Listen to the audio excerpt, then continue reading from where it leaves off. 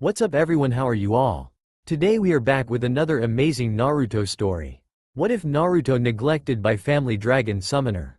If you enjoy then please like, share and do comments. Konohagakure no Sato 12 am. Our story starts here from the Namikaze Uzumaki household. In the garden we could see two red-haired girls who are trying to climb up a tree and are failing horribly. Their parents were helping them to do the tree climbing exercise correctly. All in all, this is a picture of a perfect family. Well, why wouldn't it be?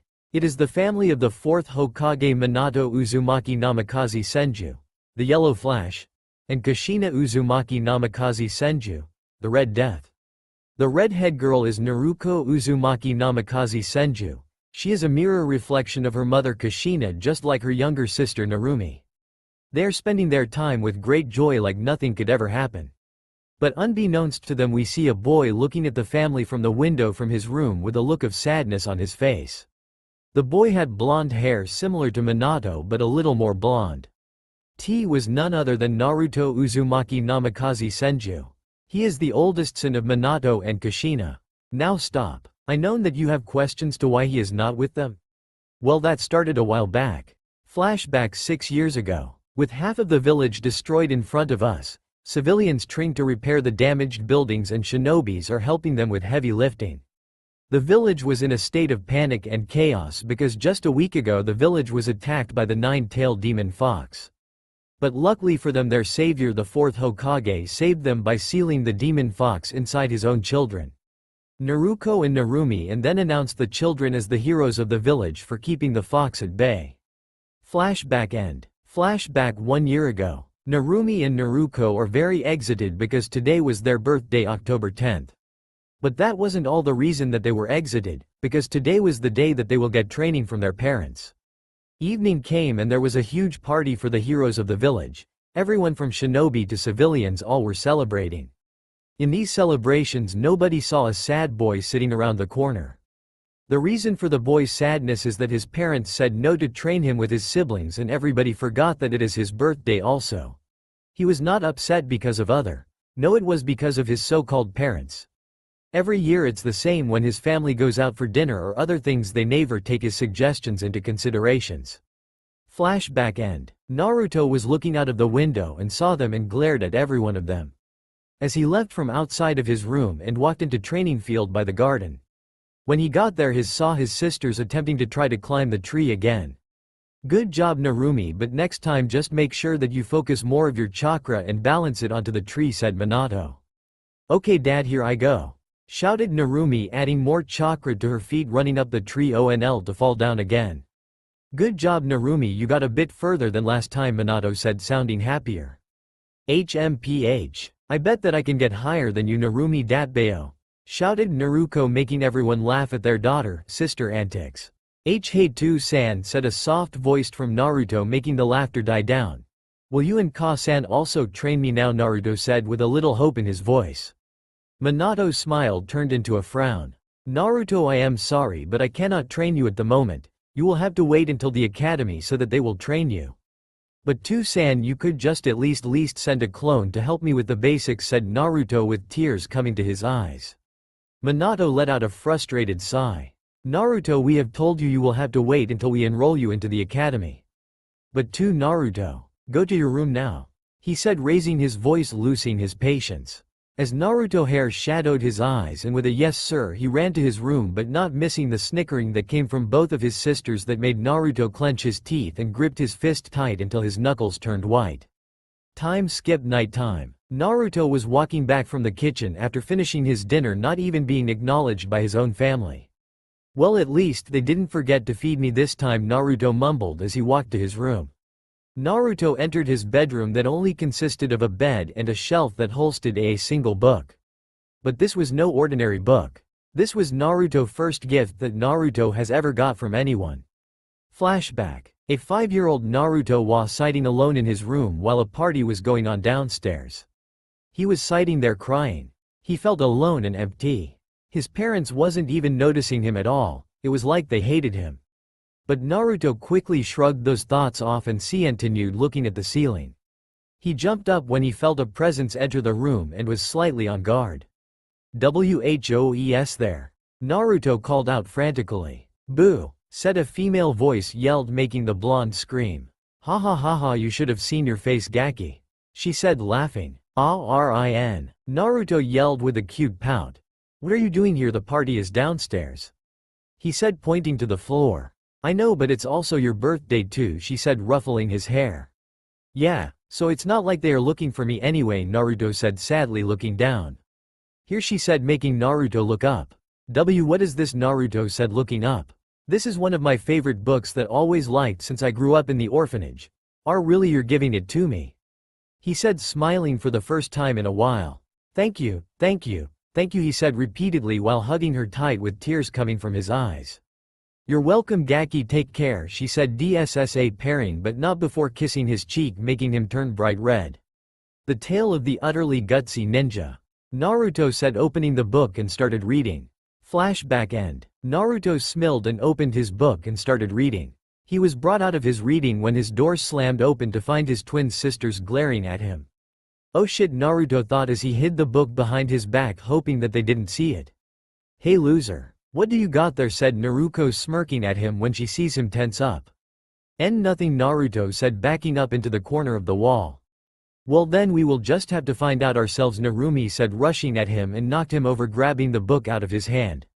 Well, Narumi said, waving the book in his face. Give it back, Narumi. Naruto yelled, running at her, head-butting her, making her stumble back.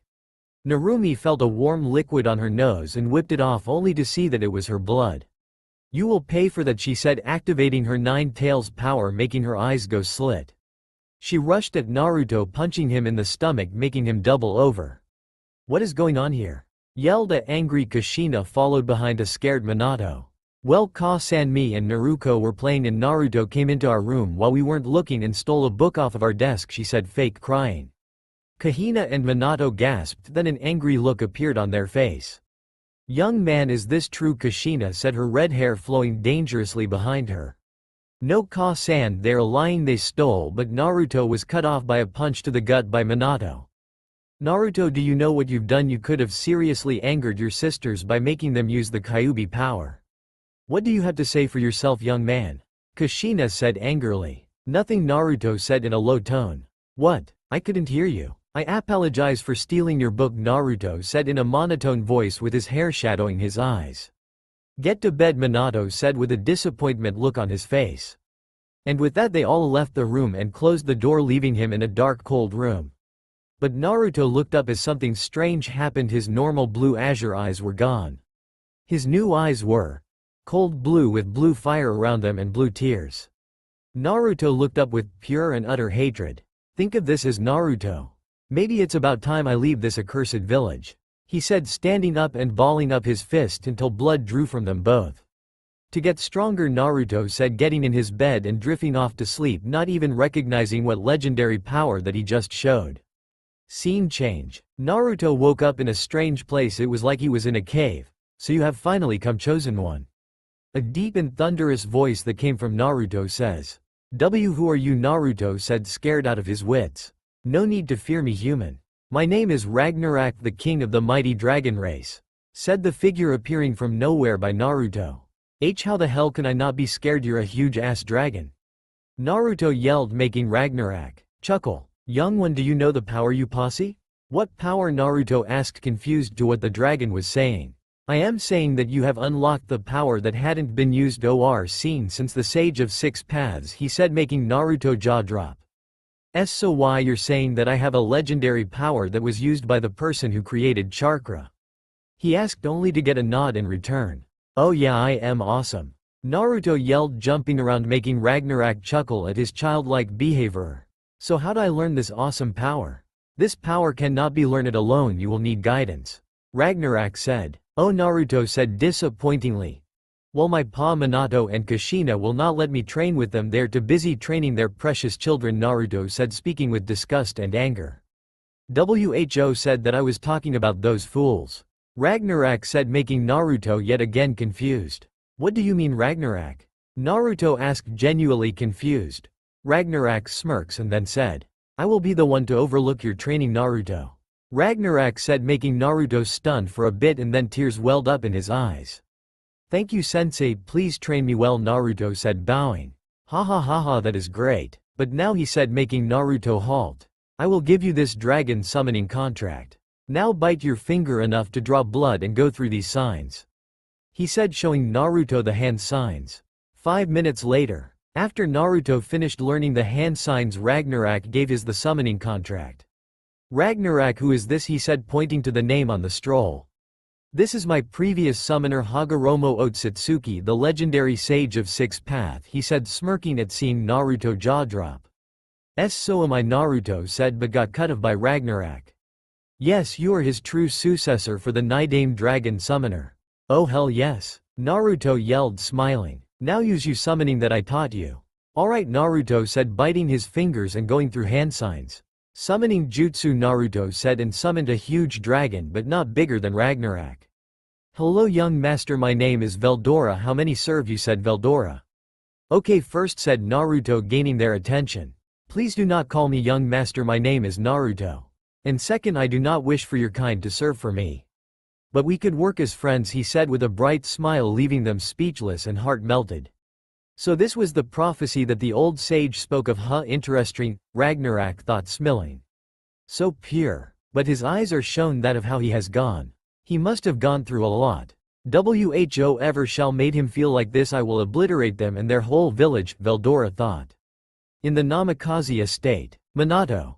King W. What the hell was that, Minato said, actually scared for some reason. Kushina. Minato honey, are you okay, she said, worried.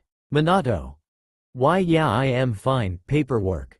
The cage's worst enemy. You bastard, you're wishing for my death, huh? Well, it's not gonna happen, Minato said, looking out the window at the Hokage Tower. Hokage Tower. Complete silence. Back with Naruto. Okay, I accept, let's be friends, Veldora said, tickling Naruto on his stomach with his tail, making Naruto laugh. Ha ha ha, stop that tickles, Naruto said. Well then, Naruto, we will meet again, he said, and with that he poofed away. Listen here, Naruto, we will leave this village tonight on your birthday, is that alright?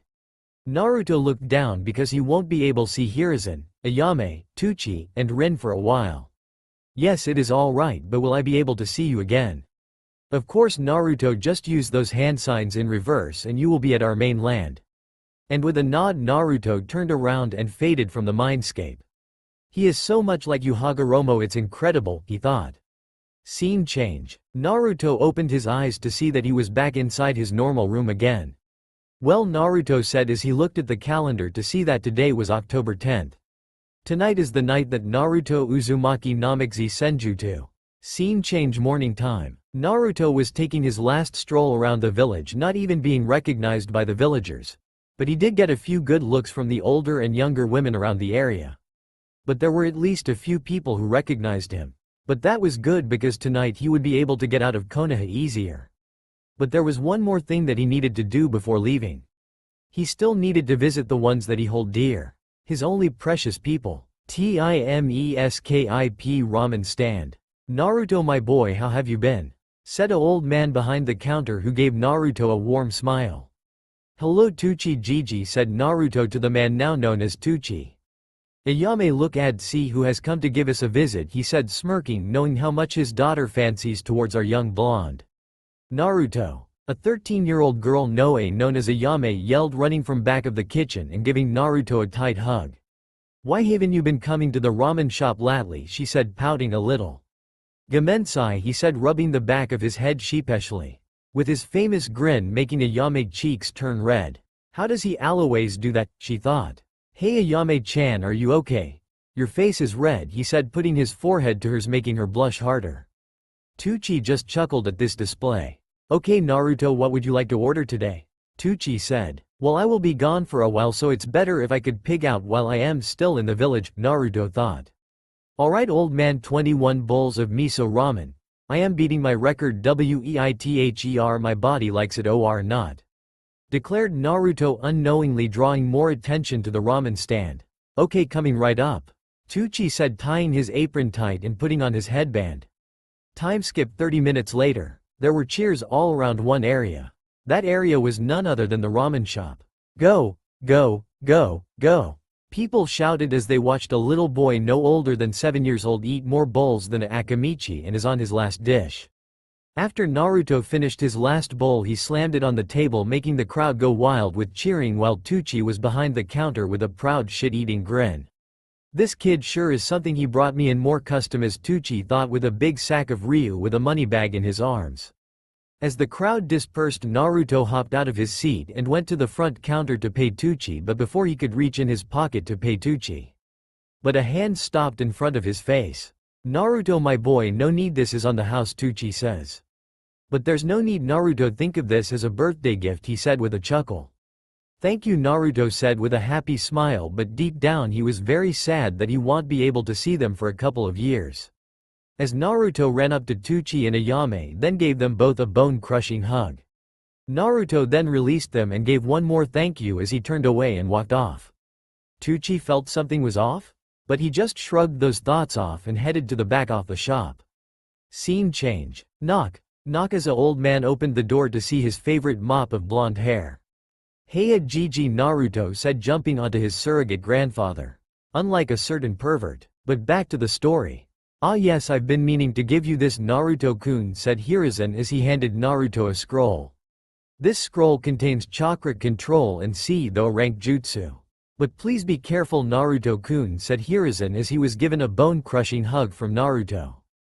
"Thank you Gigi," Naruto said as he turned around and ran. With a sigh Hiruzen turned around.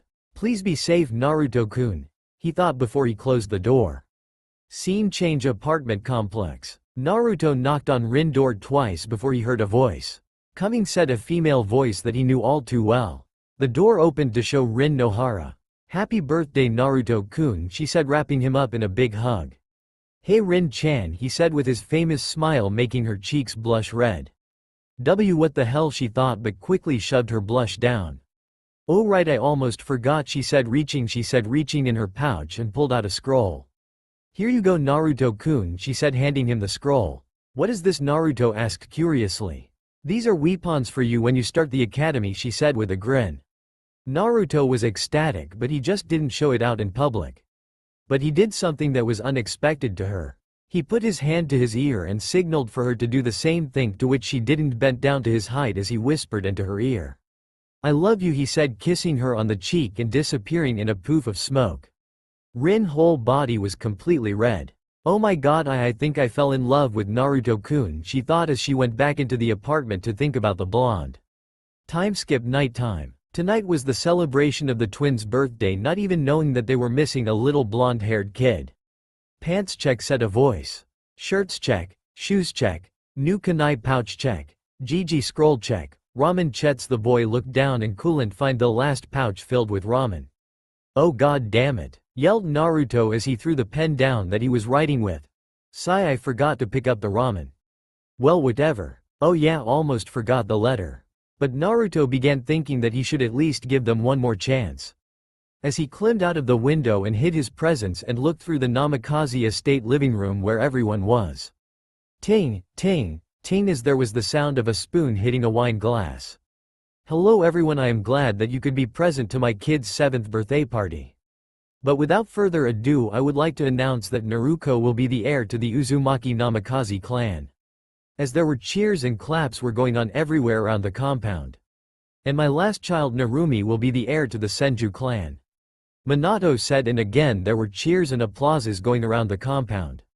While if you would look outside you could see a angry, no, he wasn't even on that level of anger, he was absolutely fucking livid.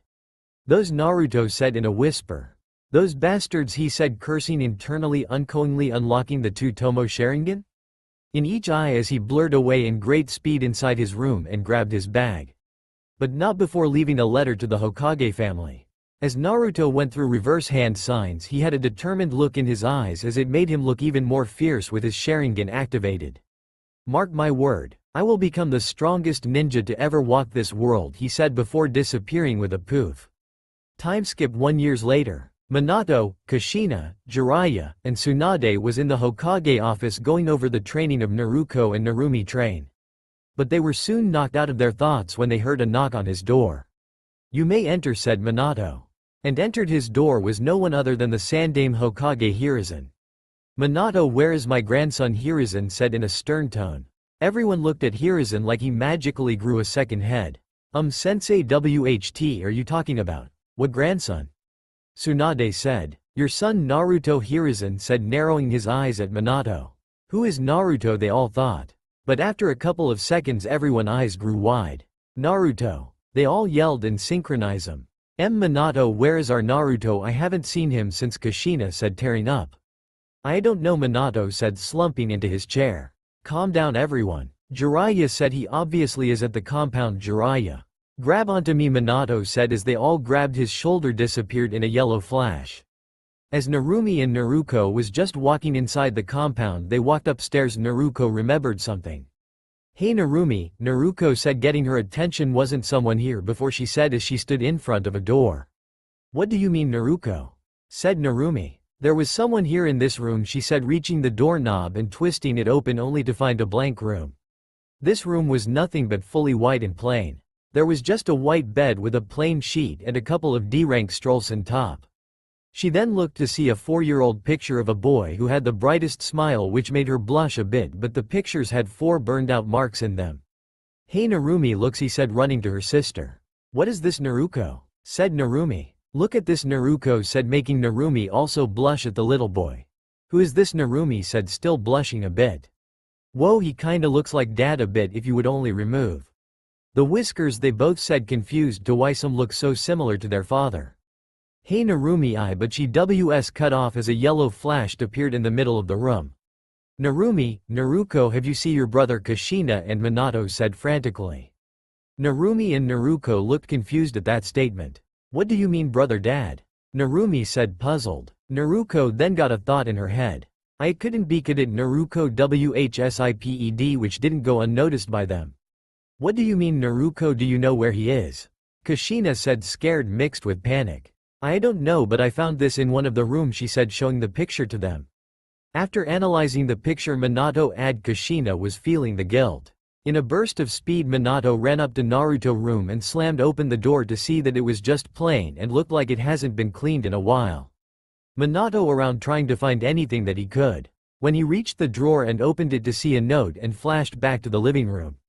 I found 2 papers in Naruto drawer. Narumi was still confused. Who is Naruto? Narumi said, confused. Naruko eyes widened. Dad, does that mean? Yes, she said solemnly. The boy in the picture is your elder brother Naruto Uzumaki Namikaze Senju. What? Came from the response of both twins. Wait, I think I remember now, said. She then remembered the incident of what happened about the book thing. As the guilt started to crawl into her heart. Minato, what does the papers say? Kushina said as she had a feeling in her stomach to just throw the papers away from what was inside. As they all gathered around as Minato read the note. It says, Dear Hokage family. If you don't remember me or do remember me, then I don't give a flying fuck. You could all burn in hell for all that I could care. But that is not the issue today. I am leaving this village for some time. Maybe even till 20 years. As there was gasps around the room. Nah, just pulling your leg. But back to business, I am leaving this disgraceful family. And you of all Kushina should know how we Uzumakis do not turn back on family. Pathetic. Naruto wrote, but they could feel the venom in the word. Now if you found this message in 20 days or less, then maybe I could forgive yo. OWHO, the hell are we kidding? I am sure that you found this in about 1 year after I left the village. Since I am not a clan member of any family or clan, then I am legally disowned from all of the clans, so I am free to do as I wish. So I could leave the village as I am not an shinobi. Hey, your call, not mine. Also, as for my so-called grandparents, just tip over and turn to dust already. You're past your age already. Ha ha ha ha. Also, don't look for me, Bekkaui. I have been gone since October 10th. Oops. Sincerely, your mistake, Naruto. As Minato had a bit of tears going out of his eyes as he was on the ground trying to comfort his wife, while Tsunade and Jiraiya tried to comfort Naruko and Narumi. Minato, what do we do about Naruto? He is gone, she said, still crying. I don't know, Kushina. Sigh. Minato, wasn't there a second letter? Why yeah, Minato said as he pulled it out and read it. It says that it's dedicated to Rin Nohara? Why would that be? Minato said, confused as he flashed away to the office. In Minato office he ordered his Anbu to get Rin. After 5 minutes Rin appeared in Minato office. Minato-sensei, I have something to ask you, have you seen? But she was cut off as Minato told her to grab his shoulder. As she grabbed his shoulder, confused, they disappeared into the living room. What's going on? Rin asked. It's sniff about sniff, Naruto Kushina said through sobs. Rin eyes widened. Where is he? I haven't seen him since his last birthday. Rin yelled, scared for her favorite little blonde. He sigh. Read this, Minato said as he handed her the first paper. Rin read the paper and slumped to her knees as tears flowed freely out of her eyes. Naruto, why? She whispered, still crying. She then turned to them all with an angry expression. Why? How could you all? She yelled as they looked down in shame. Sigh. Rin, there is a note for you, said Minato. She quickly read the letter and blushed a little before wiping her tears away. What does it say? Kushina said, seeing her mood does a full 380. It's between me and Naruto, she said coldly. They all were taken aback by hearing the coldness in her voice. She sighed and gave Minato the letter. Here, read it, she said. As Minato looked over the paper, he suddenly felt a bit of pride in his son. Damn it, what does it say? Gaki yelled Tsunade. With a sigh, Minato read it. Dear Rin, I'm sorry that I had to leave so soon, but if you found this, that means that those people have just found these papers. Trust me, I will be back and more developed. If you catch my drift.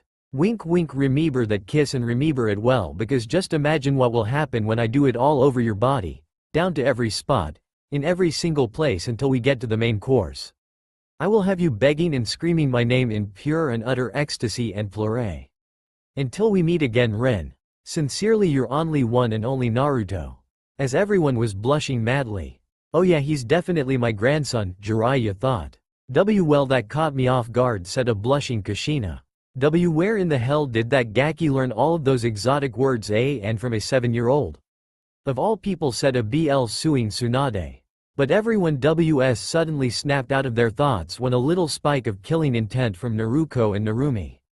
Naruto and Narumi were intently glaring at Rin, who for some reason had a smirk on her face. What the hell are you smirking at? Aren't you too old for Naruto-kun?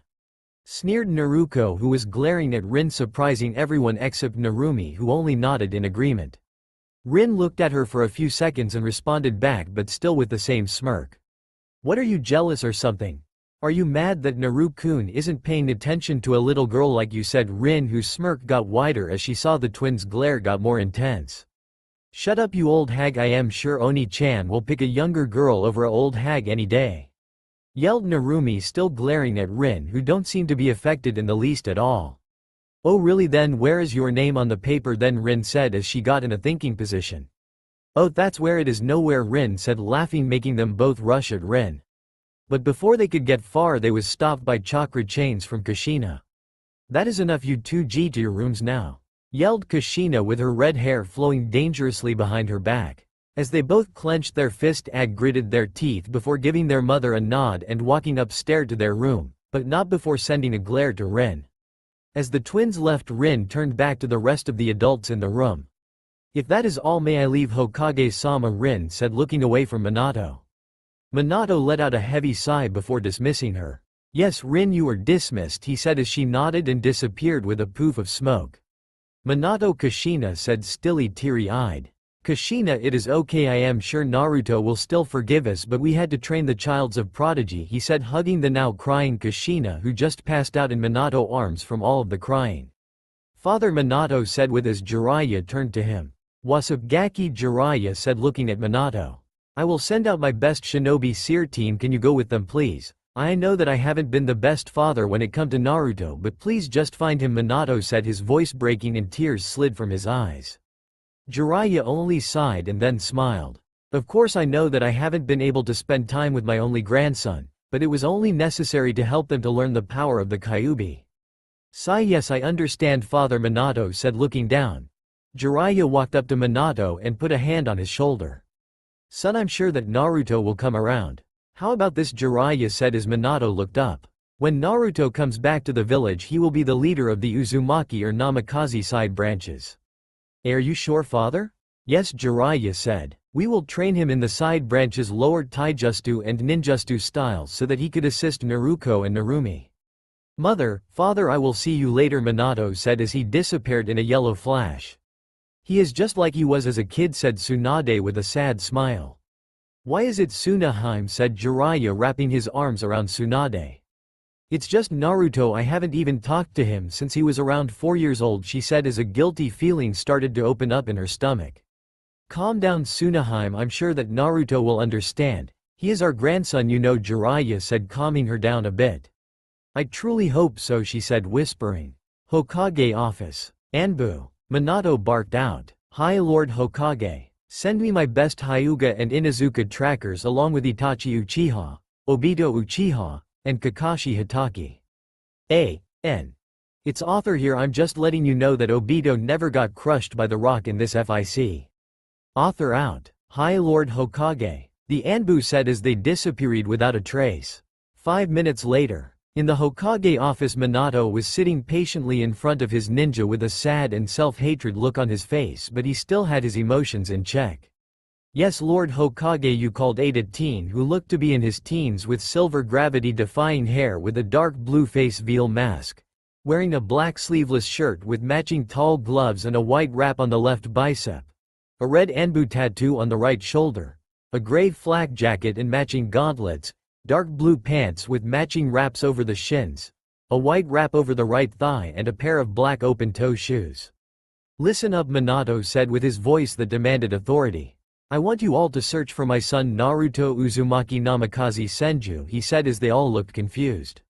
Lord Hokage, you only have 2 daughters, said one of the Anbu, that made Minato eyes widen before they narrowed at the Anbu, who started to get nervous and stepped back. Minato-sensei, he's right, you only have 2 daughters, said Kakashi. Damn it, I am such an idiot. Minato said, mentally cursing. Minato let out a soft sigh before looking up to them. I do have a son, he has. Unfortunately left the village some time ago, he said, looking down in shame. Obito and Kakashi stepped up and they seemed to be shaking. Minato, why, you can't be serious, said Obito as he was looking at his sensei with wide eyes. How did he even get through the gates? We have sensors. It's impossible for people to get in or out. That's why I'm assembling this team to find my son. Kakashi, you are in charge, Minato said as his eyes looked dull. Yes Lord Hokage, Kakashi said as they all disappeared. As Minato got out of his chair and walked to the window. I am sorry Naruto, what all was Minato could say as a lone tear fell from his eye. Scene change, Dragon World. Poof. As the smoke cleared up, it showed a child who looks to be around 7 years old with blonde hair and the deepest azure blue eyes that could rival a sapphire. The child wore a plain white shirt with a Uzumaki symbol in the middle, forest green shinobi pants with a pair of dark blue toe-open sandals. Th's child was no other than Naruto. Well, it seems that you have made it, Naruto, came a booming deep voice from the sky. Hey Ragnarok, down here, hey! Yelled Naruto, waving with his hands in the air. As Ragnarok landed, he noticed a huge grin on Naruto's face. Naruto, what seems to have you in a good mood? Asked a curious Ragnarok. Oh, it's nothing, it's just a little promise that I made to someone, Naruto said, grinning ear from ear. Oh, and would this promise just so happens to be from one of your mates? Ragnarok said with a sly smirk, making Naruto blush a little. Shut up, Arrow Dragon. Naruto yelled, making Ragnarok burst out laughing. All right little cub, hop on my back, he said, picking up Naruto and setting him on his back. Are you ready? Ragnarok said as Naruto gave a quick nod. And with that they were off. Year 1, 8-year-old Naruto. Naruto was working on increasing his chakra control because at the level he was at now he could only summon a low-level dragon without getting worn out. At this level Naruto only had the chakra pool of a low chunin. Naruto found out what affinity that he had and was shocked to see that he had extremely potent affinity for all chakra natures. To say that he was surprised would be an understatement, he was absolutely ecstatic. First his wind element split in 4 parts and sliced the paper into 1,000 tiny pieces. His fire element engulfed the whole paper in a blue flame and burned it to cinders. His water element drenched the whole paper until it was so wet that it just ripped apart. His earth element turned into dust and blew away. His lightning element looked to be the strongest as it had lightning crackling around it and crumbled up. Year 2, 9-year-old Naruto. Ragnarok has increased Naruto training by tenfold. He has worked on his Dragon Tai Jutsu, Ninjutsu, and Genjutsu. When Naruto was training so hard that he activated his Sharingan on accident. Naruto was shocked to see that he had the Sharingan and he wasn't even an Uchiha, but Ragnarok told him that he was the reincarnation of the Sage of Six Paths, which did not calm him down but made him more determined to protect his precious people. Year 3, 10-year-old Naruto. Naruto was roaming the dragon world until he heard a strange sound inside his head, as it led him to a large glassy cave with multiple ice shards. Naruto didn't know what was happening, but he followed the sound. After the 30 minutes he found a huge broadsword that was a couple of inches taller than him. The sword stood about 5 inches 4 while Naruto stood at 5 inches 1. Naruto attempted to lift the sword but only barely, so he dragged it out until he reached Ragnarok. Ragnarok then told him that the name of the sword was called the Buster Sword. It was an ancient sword that was used by the legendary Cloud Strife, who defeated Sephiroth and avenged Aerith. As Naruto had an idea and picked up the blade and called out to it, "Buster Sword, come to me," as the sword slowly lifted up off of the ground and slowly made its way to Naruto. As soon as the sword reached Naruto's hand, it started to glow in a blue source of power. Naruto then let out a scream as the sword carved a tattoo onto Naruto's arm, making a black dragon. When Naruto picked up the sword, it felt light as a feather, as he felt the power that was running through his veins. Year 4, 11-year-old Naruto. As Naruto started to practice more Kenjutsu styles. Right now he was at the level of a Kenjutsu master. He was Komoba training with Veldora, who both were going all out until Naruto finally beat him. The dragons had taken a liking to Naruto because not only did he treat them with respect, he oftenly helped them with hunting most of the time. His chakra level was at the level of a mid-kage, his taijutsu was the level of low kage, his genjutsu level was at high jonin, his kenjutsu was at low kage. Year 5, 12-year-old Naruto. Naruto has taken up Dragon Sage mode and mastering the Sharingan, making it evolve into the eternal Mangekyo with only hard and physical training that would make a regular person go insane. He also started to study up on the shinobi villages and history of the shinobi world. He masters over 700 different jutsus from C rank to S rank. Naruto has been working on his Mokuton and fusing more chakra natures into making more bloodlines. Naruto has a total of 3 Kekkei Genkei. 1. Naruto has his great-grandfather's bloodline, the Mokuton, by mixing 2 of his strong elemental, earth and water. 2. Naruto has unlocked his final stage of the Sharingan, the eternal Mangekyo. He is able to summon a giant blue Susanoo. He is able to use powerful Tsukuyomi with no drawbacks, Kamui and Amaterasu. 3. Naruto has created his own bloodline called Storm Release. By mixing his wind, water and lightning, he can even bend the weather itself. 4. Naruto has the Hyaten, which allows him to use the ice release Kekkei Genkei. Last year, 13-year-old Naruto. Naruto had taken up the last name of Strife. He looks like his exact copy of his hero Cloud Strife. Naruto was now standing at the height of 5 inches 9. His hair has gotten longer over the past years. He had no baby fat on his face, making his face look more angular and handsome. Naruto has developed in many areas and is looking to fulfill a certain promise to a certain woman. Naruto has also started reading up on the human body, especially the female body. Even though he hated the bastard, he always kept a Itchy Paradise book on him. Naruto wears a high-collar sleeveless Ichigo shirt, black pants and boots, and has a shoulder-length pauldron. "Well, I guess that this is goodbye for now, my son," Ragnarok said with a prideful smile. "Yes, father, I will see you again," Naruto said with a sad smile. "Don't be too sad, cub, you could always come back here again," said Ragnarok. As every single dragon came to see Naruto's departure. "Goodbye everyone, I will be sure to visit again," yelled Naruto as he went through hand signs, and with a poof he was gone. "I am gonna miss the cub," said Veldora, shedding a few tears, making Ragnarok sweat drop. With Naruto in the village hidden in the leaves, word had got out of the first son of the 4th Hokage leaving the village, and the civilians and shinobi too feel ashamed that they didn't even recognize the similarities the boy had with their own hero child. But none of them were hit harder than the Hokage family.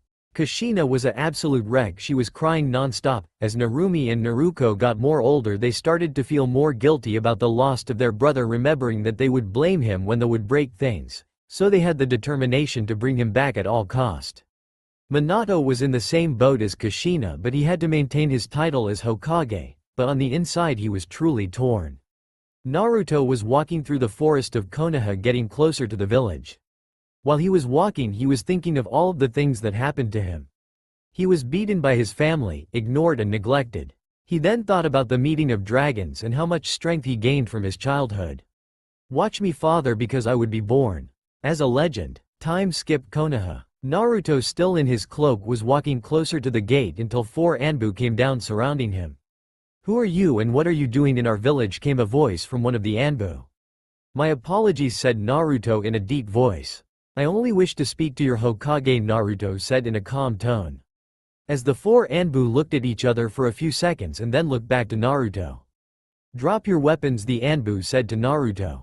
This might be a little too heavy for you, Naruto still looking at the Anbu. The Anbu only scoffed and grabbed Naruto's sword but couldn't get it off the ground as the rest tried and failed. I told you, Naruto said in an amused tone. The Anbu finally gave up and walked up to Naruto surrounding him. As the rat Anbu nodded to the falcon Anbu before he vanished in a shunshin. So what happens now? Naruto said as the monkey Anbu walked up to Naruto trying to remove his cloak. But Naruto jumped back before the Anbu could touch him. As the Anbu tried to charge Naruto again, but Naruto stuck his foot out and tripping the Anbu up, making him fall flat on his face. Whoa, whoa. Whoa, hold your horses, Naruto said, snickering, pissing off the Moneki Anbu who was about to charge but suddenly felt a hand on his shoulder. As the rat Anbu turned to Naruto and spoke up. The Hokage will see to you now, he said, putting a hand on Naruto's shoulder, who just shrugged. Naruto turned to the rest of the 3 Anbu and gave a 2-finger salute, ya-ne. Naruto said as him and the Anbu vanished, leaving a fuming Anbu while others were giggling behind their mask. Hokage office. In the Hokage office was Minato, Kushina, Sarutobi, Jiraiya and Tsunade.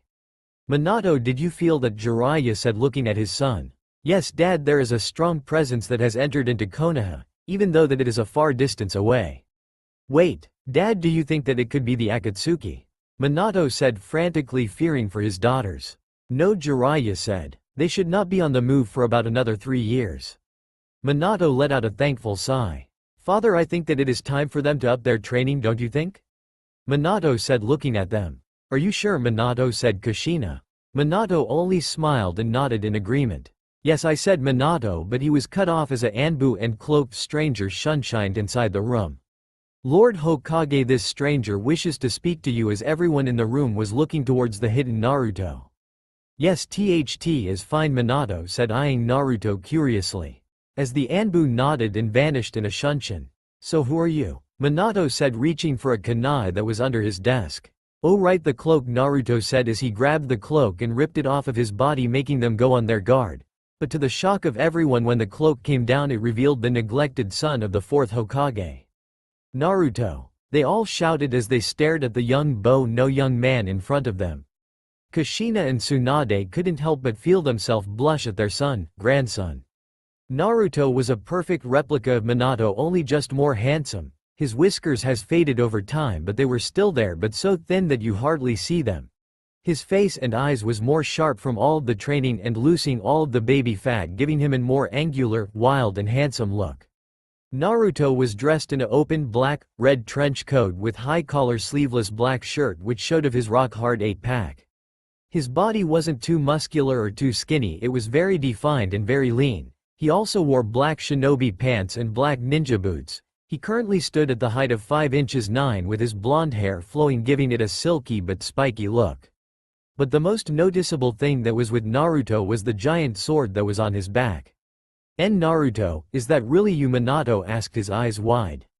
Naruto only looked at him for a few seconds and responded in his normal coolie voice. Yeah, Lord Hokage, Naruto said, inwardly enjoying his father flinching at the way he called him.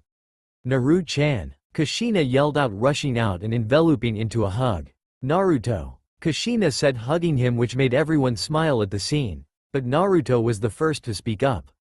Mrs. Uzumaki, said Naruto, as everyone's attention turned to Naruto. I would very much appreciate it if you would kindly unhand me, said Naruto, who wasn't even looking at the teary-eyed redhead. But Naru-chan, it's been so long since we have even talked, Kushina said as her tears were freely flowing down from her eyes. Naruto resisted the urge to face palm as he just stared at the crying red-haired woman. Naruto turned to Kushina and spoke. And whose fault is that? Naruto said, looking at everyone in the room with his cold, unwavering gaze.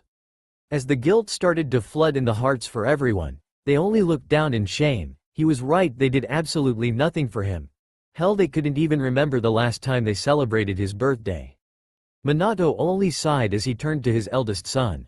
Naruto, you do know that we have questions, right? He said, speaking in a soft tone. Naruto looked at Minato for a while and shrugged.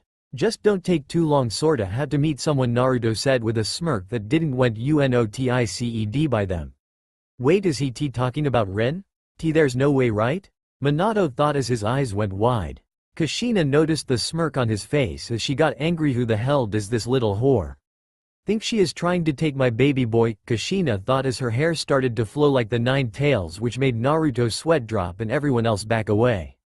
Cough cough as Naruto got their attention back. So, what questions do you all have first? Minato decided to speak up first and clear the elephant from the room. Naruto, where have you been for the last couple of years? As everyone stared at Naruto waiting for an answer, to which Naruto only shrugged. I've been all around the elemental nations training, Naruto said as their eyes went wide. I mean, hey, it wasn't every day you see a 7-year traveling around the elemental nations. So you mean that you have been traveling around the elemental nations since they were 7? Yup, Naruto said nonchalantly as they stared at him in shock. Jiraiya walked up to him in shock. But how? I have my spy network everywhere. Naruto only got into a thinking pause. I guess they weren't good enough, he said with his normal cool voice, hitting a blow to Jiraiya's pride. Also, Lord Hokage, Naruto said inwardly, laughing his ass off seeing Minato flinch at the name he just called him. I would like to know, are there any available houses in the area? Naruto said as they all stared at him like he grew a second head. But Naruto, you already have a home with us, Minato said with desperation in his voice, not wanting his son to be away from him any longer.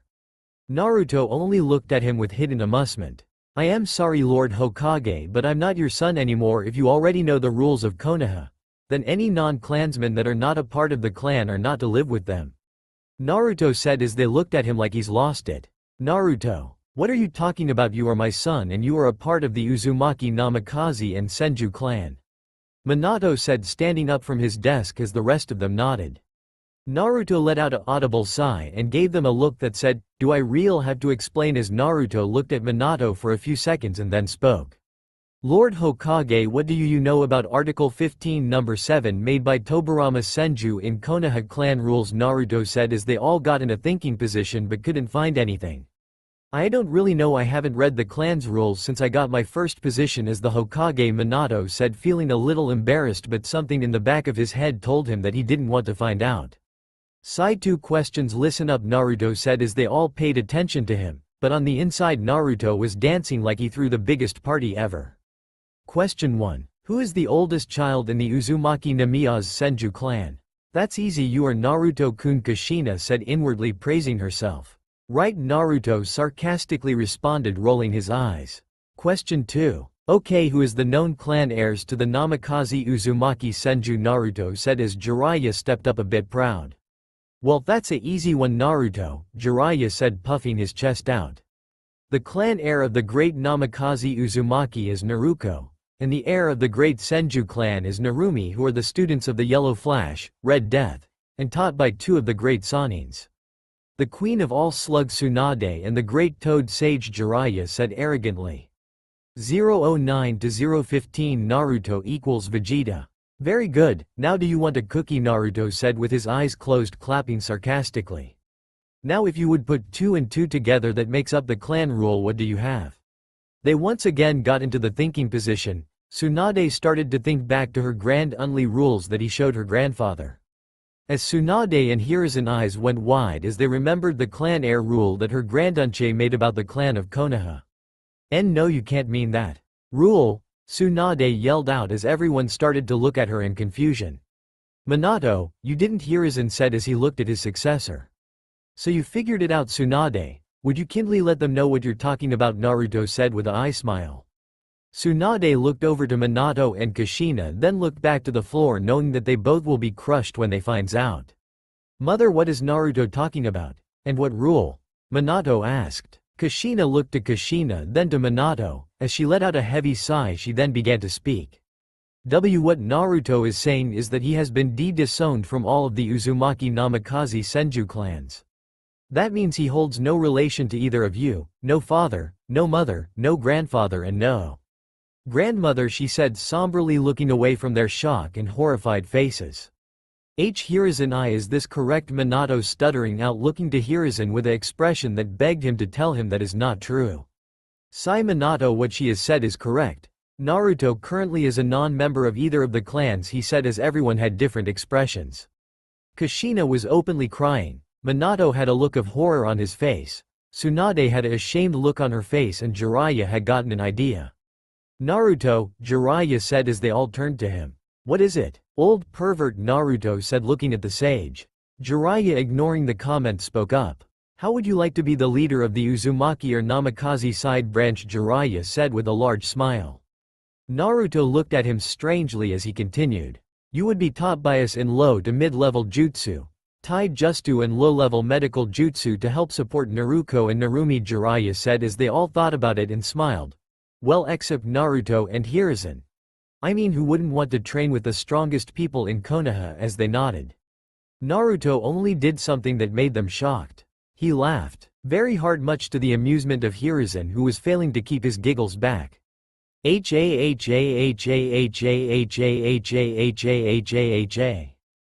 Naruto, who was on the floor, his hand barely supporting him as he tried to stand up. You think pant, good joke, and here I was just thinking you were just a pervert, but you got some jokes too. Seriously, if you think that I would be their slaves like the Hyuga branch members, then forget it. No, not like the Hyuga, Naruto. You would support them in helping them because they both are the childs of prophecy, exclaimed Jiraiya with a frown. Oh, then hell no. I don't want anything to do with all of you. Why of all times now, when you had the chances to do it when I was still a child, Naruto said, making the guilt even worse, as Naruto turned back to the Hokage. Any new houses open? Naruto said nonchalantly as Hiruzen had a sweat drop. Really, Naruto? Look at the situation you just made. Some of the strongest people in the world either cry or looked ashamed of all times. Why now? Thought Hiruzen. Minato looked to Naruto with a sad smile as he went through a few papers, but he thought of something and inwardly had a large smile. I'm sorry, Naruto, but there are no available houses in the district now, Minato said, inwardly smiling, but on the outside he had a plain expression. Sigh. Damn it. Why the hell does it feel like I'm being played right now? Naruto thought, as Minato began to speak again. But we do have extra rooms in the Uzumaki Namikaze Senju compound. That might not be a good option, Lord Hokage. I am an outsider of your clan. There's no way that I could impose myself on you and your family, Naruto said with a forced smile. Damn it all. No need, Naruto, we will be happy to have a guest of our own, Minato said with a smile of his own.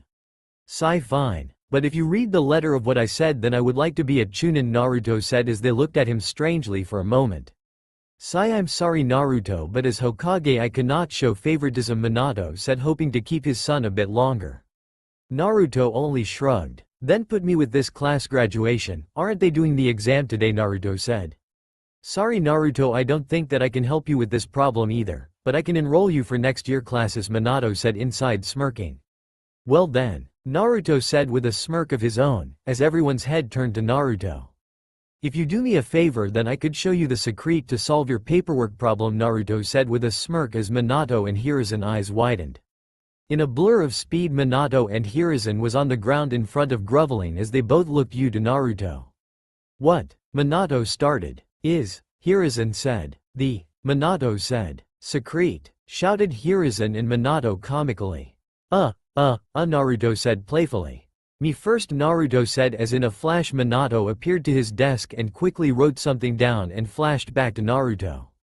Here, take this down to the academy and give this to Iruka in room 221 now, please, for the love of Kami. God. Tell us the secret.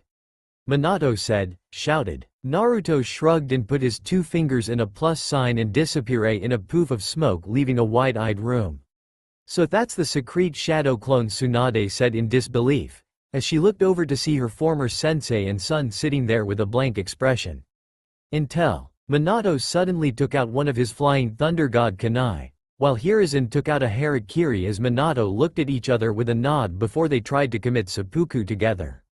As everyone in the room eyes went wide as Kushina and some Anbu rushed to Minato and tried to get the kunai out of his hands while Jiraiya and Tsunade rushed to Hiruzen and tried to do the same thing with Hiruzen. "No, I need to do this," Minato and Hiruzen yelled out comically in unison. Time skip Academy. "Okay, now where is room 221 feet?" Naruto thought as he made his way down the hall inside the academy. "Ah, here it is," Naruto said as he made his way inside.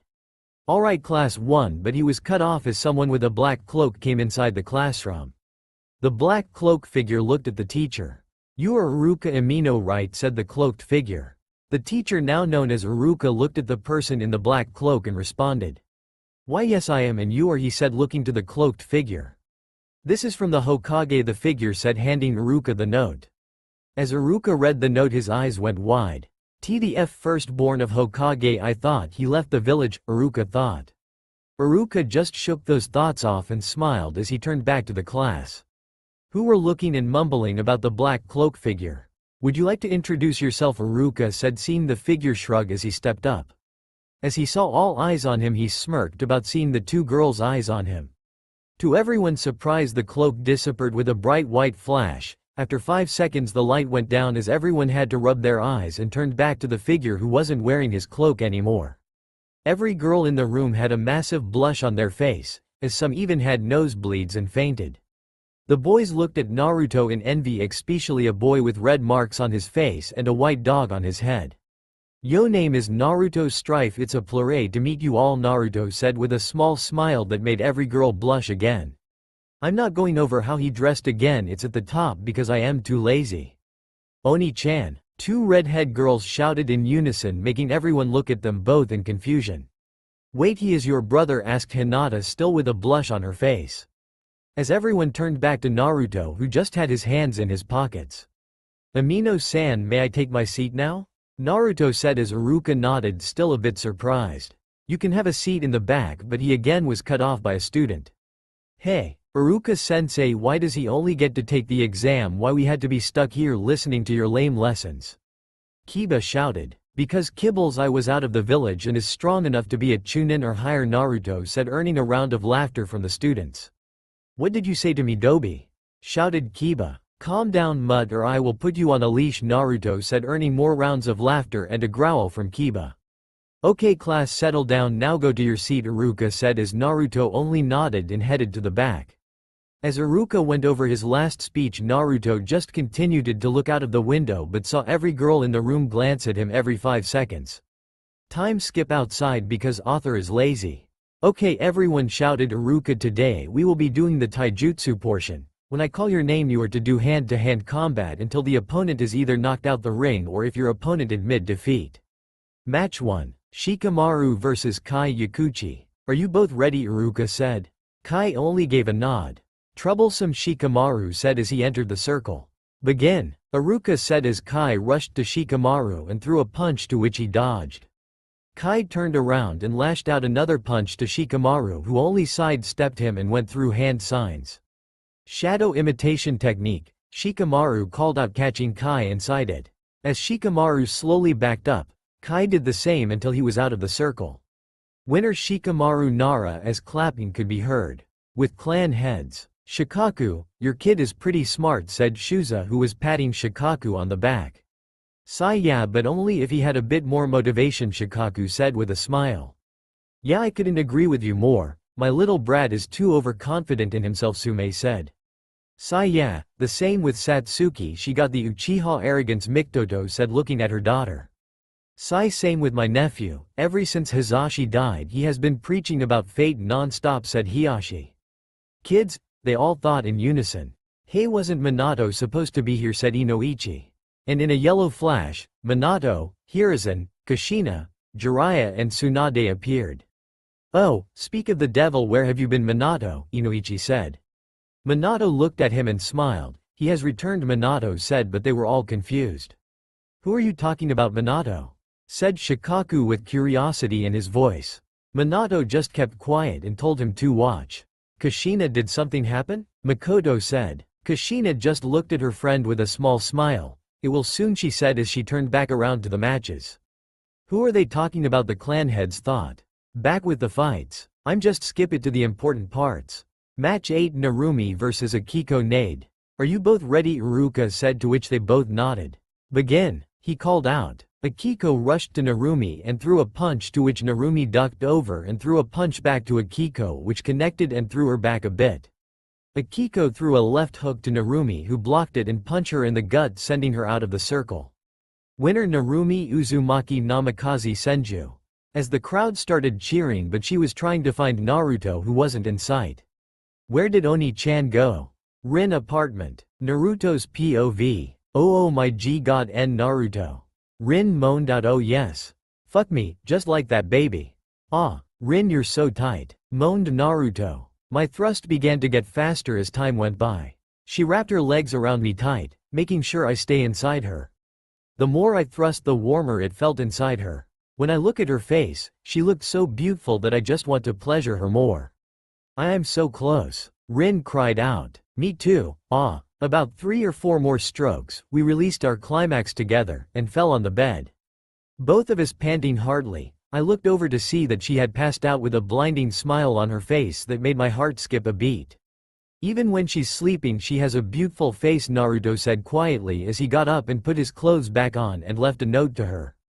Good thing she used that birth control jutsu or I would have been in big trouble, Naruto thought as he made his way back to the academy.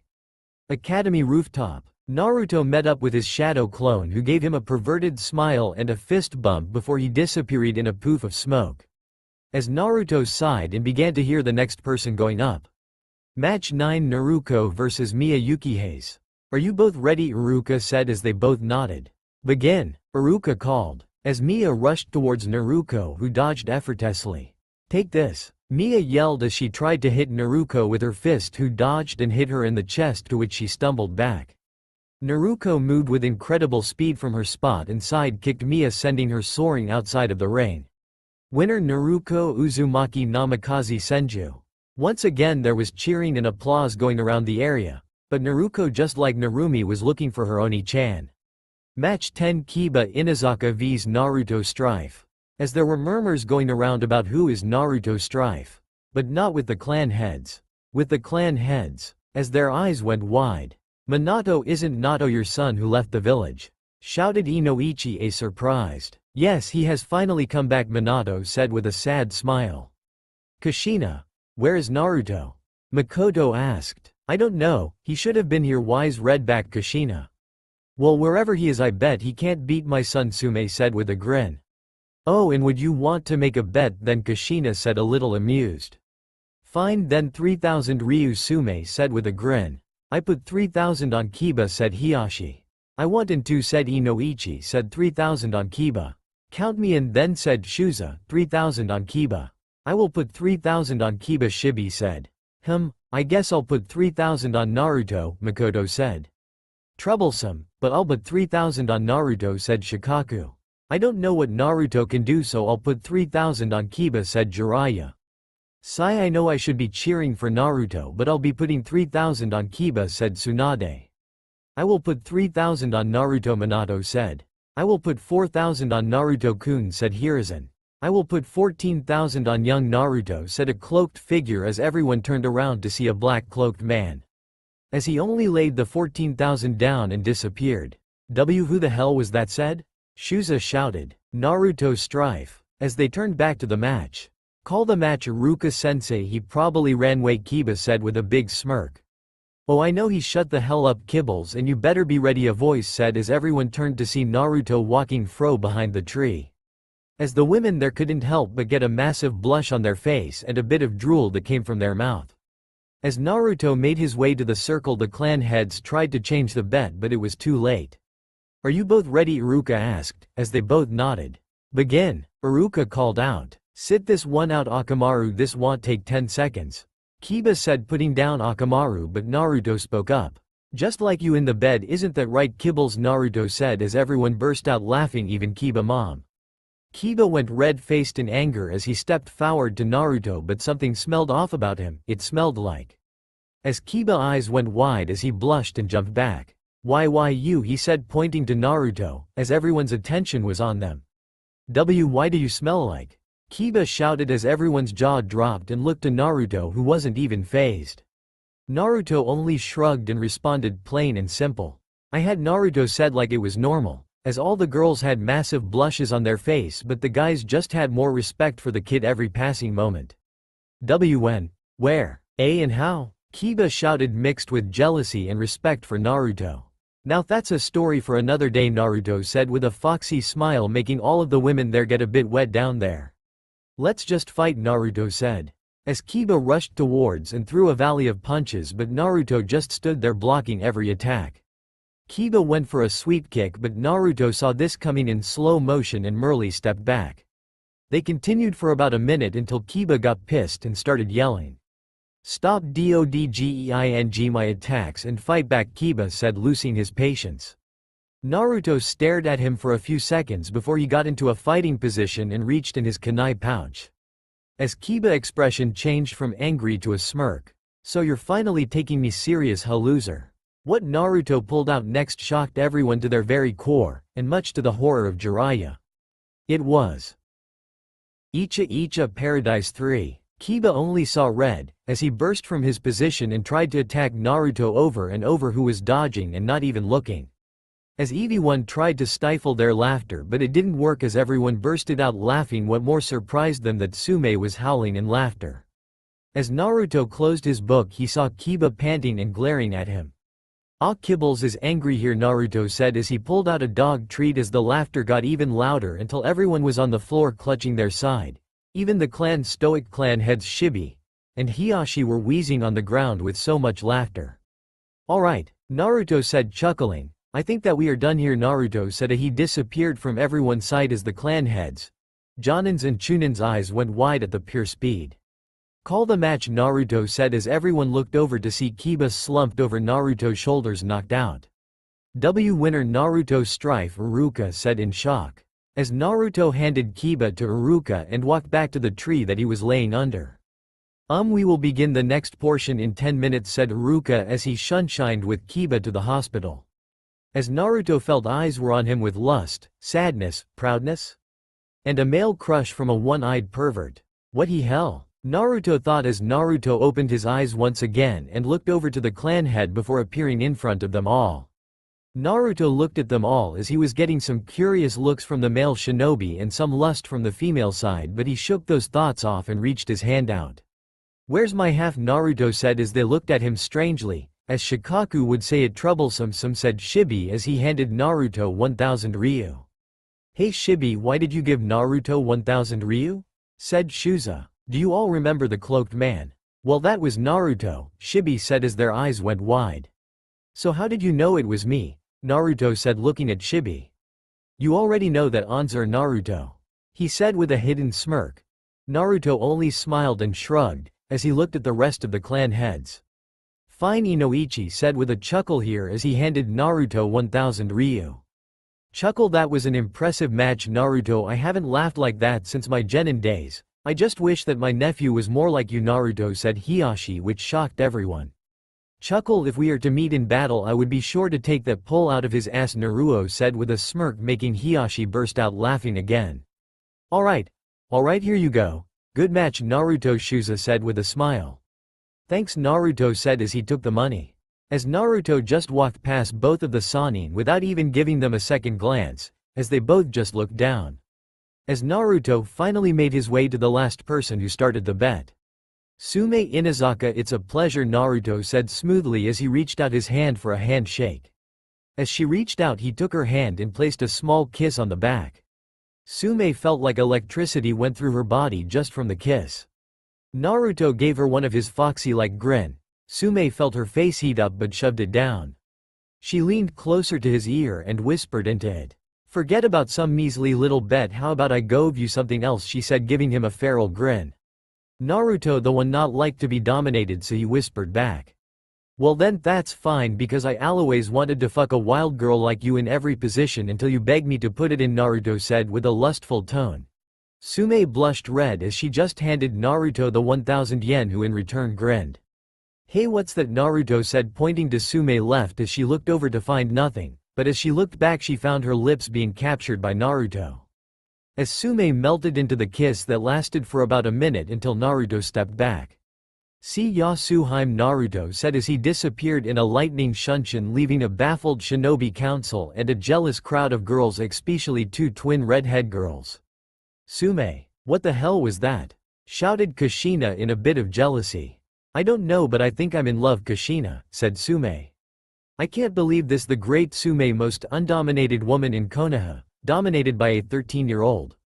Oh, this is just priceless, said Shuza as he started to laugh. Kiba is not going to like this, muttered Shikamaru. Time skip. Time skip. Okay students, for the final tests we are going to do the weapon and ninjutsu portion today, said Iruka. Now would everyone please form a line, Iruka said as all of the students made a single line except one who was glaring daggers at a certain blonde student. Iruka noticed the glare and sighed.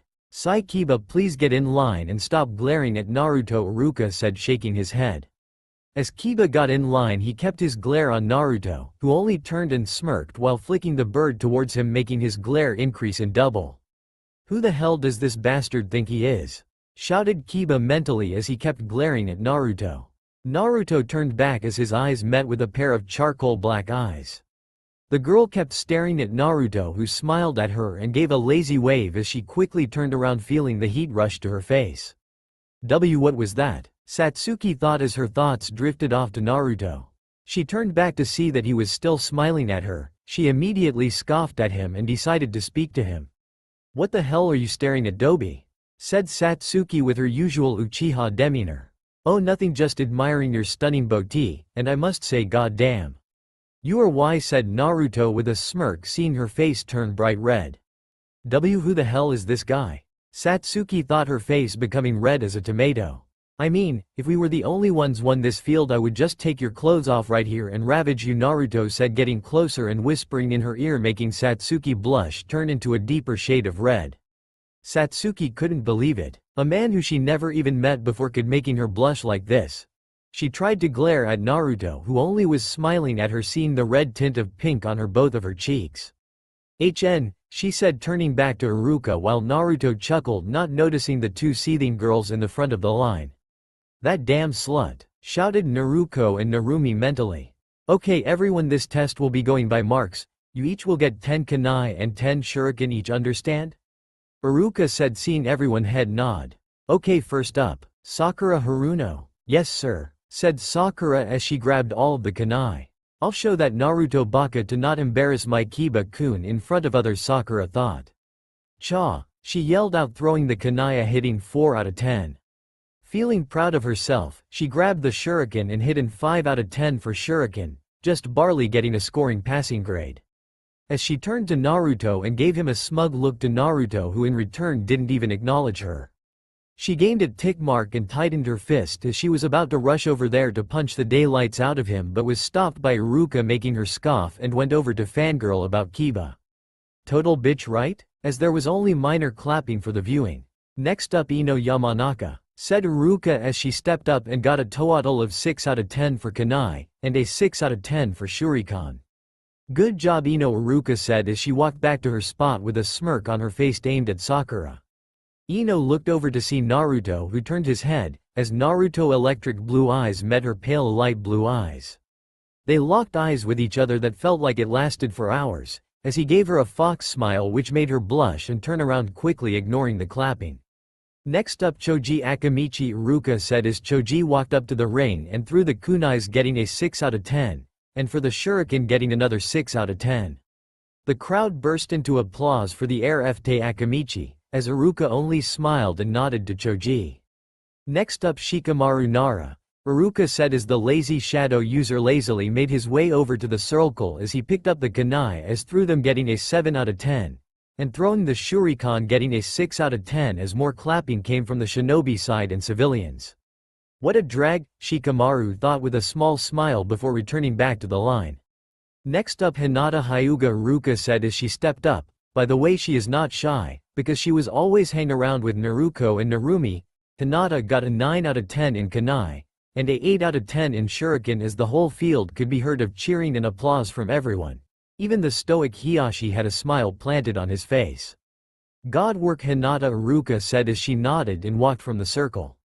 When she exited, she noticed that Naruto was checking her out, as a blush spread across her face, making her turn red and looking the other way. "Next up, Shino Abroom," Iruka called out. As Shino walked to the field, picking up the kunai, throwing them, getting a 8 out of 10, and throwing the kunai, getting another 8 out of 10. More cheering could be heard for the Abroom boy as he made his way out of the circle. "Next up, Narumi Uzumaki Namikaze Senju," Iruka said as the cheering got louder for the village heroes. As Narumi walked up and grabbed the kunai and threw them gracefully, hitting a 9 out of 10. She then moved over to the shuriken, throwing them with force, hitting it directly in the bullseye, scoring another 9 out of 10 as Tay cheers grew even more. But Narumi didn't care about that as she looked over to see her brother not paying attention to her, as she only dropped her head, tears forming from her eyes. "Next up, Naruko Uzumaki Namikaze Senju," Iruka said, and more cheers could be heard throughout the area. Naruko walked up and grabbed the 10 kunais and threw them with a lot of force, hitting a perfect 10 out of 10. Naruko grabbed all of the shuriken and threw them with great speed, hitting a 9 out of 10. As the crowd went wild at the display, but just as her sister, she didn't care about them as she looked over to her brother to get approval, but instead Naruto wasn't even turning her direction. As there was a large ache in her heart, she just wanted to cry and ask for forgiveness towards her brother, but she tried to win his heart back just like when they were kids. Next up, Kiba Inazaka. As Kiba made his way to the field, he gained a smug look and shot a glare towards Naruto, who was looking at the sky. "Listen up, Dobi, let's make a bet," Kiba said, pointing towards Naruto. Naruto looked at him in curiosity for a few seconds. Kiba, I don't really think you want to bet with someone like me," Naruto said, a bit amused. Kiba only scoffed. "Are you in or not?" Naruto shrugged his shoulders. "Sure, what are the conditions?" Naruto said. Kiba grin grew wide. "If I win, you will do anything I say for a week and you can't refuse." Naruto was inwardly smirking at this idiot's stupidity. "Well then, if I win, then you will walk around naked," Naruto said with a smirk. Kiba instantly paled at that thought. "So do we have a deal?" Naruto said. Kiba only nodded dumbly. "Okay, the bet is if I hit the most targets I win, but if you hit the most target then you win," Kiba said with a smirk. "Okay, fine by me." With the clan heads. Sume, not to be rude of anything, but is your son stupid?" said Makoto, who only looked at Kiba with sincere pity. "Sigh, at this point, I honestly do not know," replied Sume as she started to pinch the bridge of her nose. "Well, I'll tell you something. He is going to lose badly," said Choza as he tried to hold back his laughter along with the other guys. Back to the match. As Kiba walked to the field, he grabbed the kunai and threw them as hard as he can, hitting a 9 out of 10. As he moved on to the shuriken, he grabbed the shuriken and threw them with incredible force. But unlucky for him, one of them went off target and hit a tree that was in the background. "Good job, Kiba," Iruka said. "Beat that loser," Kiba said smugly, pointing to Naruto, who was reading Icha Paradise. "Did you hear me, loser?" Kiba shouted. "Huh? Oh, you say something?" Naruto said. Sniff sniff. Everyone turned their head to Kakashi, who had a box of tissues and had tears coming out of his one shown eye. "I think I just found my first student," Kakashi said, blowing his nose into the tissue, making everyone's sweat drop. "You bastard," Kiba said, and was about to rush towards him again but felt Iruka's hand on his shoulder, causing him to stop. "That's enough, Kiba," Iruka said as Kiba stopped and grumbled before going back to his spot. "And lastly, Naruto strife," Iruka called out as Naruto made his way up to the field. As Naruto grabbed every kunai and shuriken in both hands. "Hey Naruto, what are you doing?" Naruto turned around to him and only told him to watch. Naruto looked back to the target and tightened his hands on the ninja tools. And to everyone's shock, the kunai and shuriken started to crackle with intense lightning that was dancing around them. Before anyone can do or say anything, Naruto launched the kunai and shuriken with tremendous force and such speed that the kunai and shuriken implanted ripped through the bullseye, every last weapon breaking through the target. Everyone's jaw dropped. It was so quiet you could hear a needle drop. Then everyone burst into cheers for Naruto. Naruto, that was amazing, you get extra points," said Iruka as Naruto only shrugged and went back to his spot. But suddenly a howler monk, Sakura, started screaming that Naruto cheated. "Iruka-sensei, Naruto Baka cheated, there's no way that he can do that." she said, screeching, causing everyone except Kiba, who was frozen, to cover their ears. "Hey Sakura," Naruto said as she turned to him. "Shut up," he said, and then turned back around. Everyone's sweat dropped while Sakura was fuming. Iruka then spoke up before anything could happen. "Okay everyone, our last test today is the jutsu portion. When I call your name please step up," Iruka said as he started to read through the list. "I'm just going to skip through the civilian kids, some passed, some didn't IGAF. Next up Shino Aburm," Iruka said. Shino nodded and did the transformation jutsu and turned into Iruka. "God job next, clone jutsu," Iruka said as he made 3 clones of himself. Iruka nodded, "Next substituon," as he substituted with a log. "Now do a jutsu of you liking," Iruka said as Shino nodded and went through hand signs and a swarm of bugs came from his sleeve, tearing right through the practice dummy. "Great job Shino," Iruka said as he gave him a headband and everyone started applauding the Aburm heir. "Next up Shikamaru Nara," Iruka said. Shikamaru nodded and did the transformation jutsu and turned into Iruka. "God job next, clone jutsu," Iruka said as he made 2 clones of himself. Iruka nodded, "Next substituon," as he substituted with a log. "Now do a jutsu of you liking," Iruka said as Shikamaru nodded and went through hand signs and called out. "Shadow imitation shuriken technique," Shikamaru said as the shadows turned into shuriken and ripped the practice dummy apart. As everyone began to cheer for Shikamaru, "Troublesome," he said as he took his headband and walked back. "Next up Choji Akamichi," Iruka said. Choji nodded and did the transformation jutsu and turned into Iruka. "God job next, clone jutsu," Iruka said as he made 2 clones of himself. Iruka nodded, "Next substituon," as he substituted with a log. "Now do a jutsu of you liking," Iruka said as Choji nodded and went through hand signs. "Human bullet tank," he called out and turned into a huge ball and crushed the dummy. "Geet job. Choji, take a headband," he said as Choji walked over and picked up a blue headband. "Next up Hinata Hyuga," Iruka said. Hinata nodded and did the transformation jutsu and turned into Iruka. "God job next, clone jutsu," Iruka said as she made 3 clones of herself. Iruka nodded, "Next substituon," as he substituted with a log. "Now do a jutsu of you liking," Iruka said as she nodded and got into her taijutsu style. She activated her Buakugan and locked onto the dummy and rushed towards it. 8 trigrams 32 palms, she called out. 2 palm, 4 palm, 8 palm, 16 palm, 32 palm. She called out as she hit the chest of the dummy as the whole thing just exploded. "Excellent Hinata," Iruka said as he gave her a headband. She then turning back around but not before taking a peep at Naruto. "Next up Sakura Haruno," Iruka said. Sakura nodded and did the transformation jutsu and turned into Iruka. "Good job next, clone jutsu," Iruka said as she made 3 clones of herself. Iruka nodded, "Next substituon," he said, as she substituted with a log. "Now do a jutsu of you liking," Iruka said as she nodded and went through hand signs. "I honestly don't know what she can do. So yeah, she get a pass, #useless. Here," Iruka said as he gave her a headband and quickly moved on. "Next up Ino Yamanaka," Iruka said. Ino nodded and did the transformation jutsu and turned into Iruka. "God job next, clone jutsu," Iruka said as she made 3 clones of herself. Iruka nodded, "Next substituon," as she substituted with a log. "Now do a jutsu of you liking," Iruka said as nodded and went through hand signs. "Water style. Water bullet," she called out as the water bullets broke right through the chest of the dummy. "Perfect Ino," Iruka said as he handed her a headband. "Next up Kiba Aburm," Iruka said. As he slowly made his way to the field, ignoring the snickers from the people. He only nodded and did the transformation jutsu and turned into Iruka. "Good job next, clone jutsu," Iruka said as she made 3 clones of himself. Iruka nodded, "Next substituon," as he substituted with a log.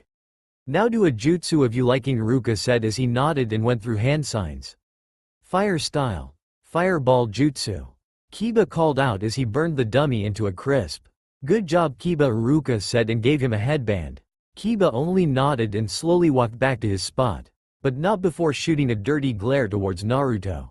"Okay, next Satsuki Uchiha," Iruka said as the cheering got louder. "Good luck," Naruto said with a smile. "TCH, whatever," she said, turning around and walking away. But for some reason her heart felt warm when he said that to her. She just shook those thoughts off and made her way to the field. She did the transformation jutsu and turned into her mother. Good job. Next, clone jutsu, Iruka said as she made 4 clones of herself. Iruka nodded. Next substitution, he said as she substituted with a log. Now do a jutsu of you liking, Iruka said as she nodded and went through hand signs. Fire style. Phoenix flower jutsu. She called out as it met with the dummy and burned the thing alive. Great job, Satsuki, Iruka said as he gave her a headband. HMPH, she said and turned around and walked towards the smiling Naruto. She quickly looked away with a small blush on her face. What the hell is wrong with me? She thought. Next up, Naruto Uzumaki Namake Senju, as the crowd went wild for a bit and died down a little after as she walked into the field. She nodded and did the transformation jutsu and turned into Kushina. Good job. Next, clone jutsu, Iruka said as she made 5 shadow clones of herself. Iruka nodded. Next substitution as she substituted with a log. Now do a jutsu of you liking, Iruka said as nodded. She then turned to the dummy. Suddenly chakra chains burst from her back and sliced the practice dummy into pieces.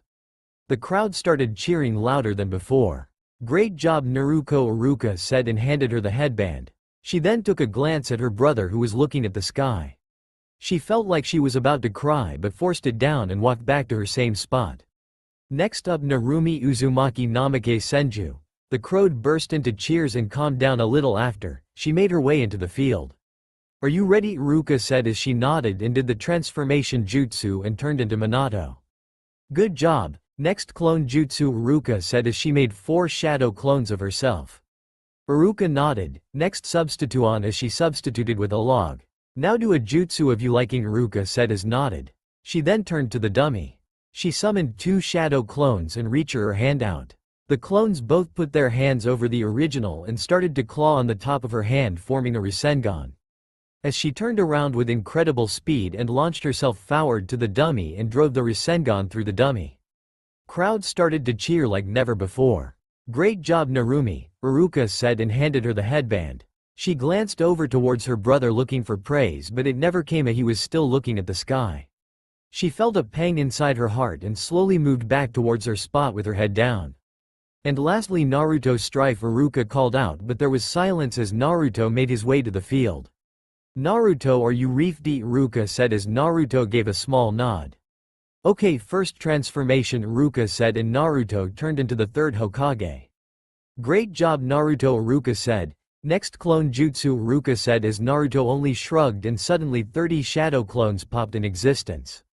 What, but I didn't see any hand signs. Iruka said and turned to Naruto. Everyone jaw dropped once again because of the young blonde. And Naruto, how did you do that? Iruka said astonished. Naruto looked into the sky and then replied. Hard work, he said, not taking his eyes off the sky. Iruka's sweat dropped and turned back. Oh okay, Naruto. Next, do a just you of your liking, Iruka said as Naruto stared at him strangely before looking back to everyone. Everyone, and I mean everyone, please step back or you might get hit in the crossfire, Naruto said, leaving everyone confused, but they just stepped back in curiosity. You too, Iruka-sensei, Naruto said as Iruka shrugged and stepped back also. Naruto went through hand sign as faster than anyone could see. Obito and Kakashi eyes went wide as they tried to see this just you with their Sharingan, but for some reason they couldn't read it, it was too fast for them. Minato, Kakashi said in a serious tone. Yes, Kakashi, Minato responded. Those hand signs are faster than the Sharingan, Kakashi said, and Minato eyes went wide, so did with the clan heads. He's right, said Makoto as she looked to Naruto in shock. What the hell is that jutsu, they all thought. Naruto suddenly stopped as lightning started to crackle around his hand. That looks like my Chidori. Kakashi yelled out in surprise. As everyone started to pay closer attention to Naruto. To everyone's shock, the lightning disappeared as Naruto aimed it into the sky. The lightning was shot into the sky. As everyone thought that was it until they felt raindrops hit their head. As they all looked up to see that the clouds started to turn gray and rain began to pour. Suddenly a massive roar could be heard from the skies, shocking the hell out of everyone. They all looked in awe and fear as a giant dragon made from pure lightning started to come from the clouds. Naruto, who was holding the electricity, suddenly moved his hand down in a slash motion. The dragon let out a mighty roar and in speed that Minato had trouble to track hit the dummy and half of the training field became nothing but dust. Naruto equals Sasuke dummy equals Itachi. Everyone's jaws were dropped. Nobody dared to move or make sound. Yo Iruka-sensei, did I do good? Naruto said nonchalantly. Everyone turned their attention and looked to Naruto with amazement and a bit of fear. People then began to break out into thunderous cheers and screaming Naruto name. Why yeah Naruto, that was simply amazing. You get extra marks, Iruka said as Naruto smiled. Here's your headband, Iruka said as Naruto took it and tied it around his neck. With clan heads, complete silence was hanging around the group until Shuza broke it. What the hell did I just witness, he said turning to Minato. I honestly do not know, Minato said in complete shock. Troublesome Shikaku said. Okay, I don't think that he is just a simple genin.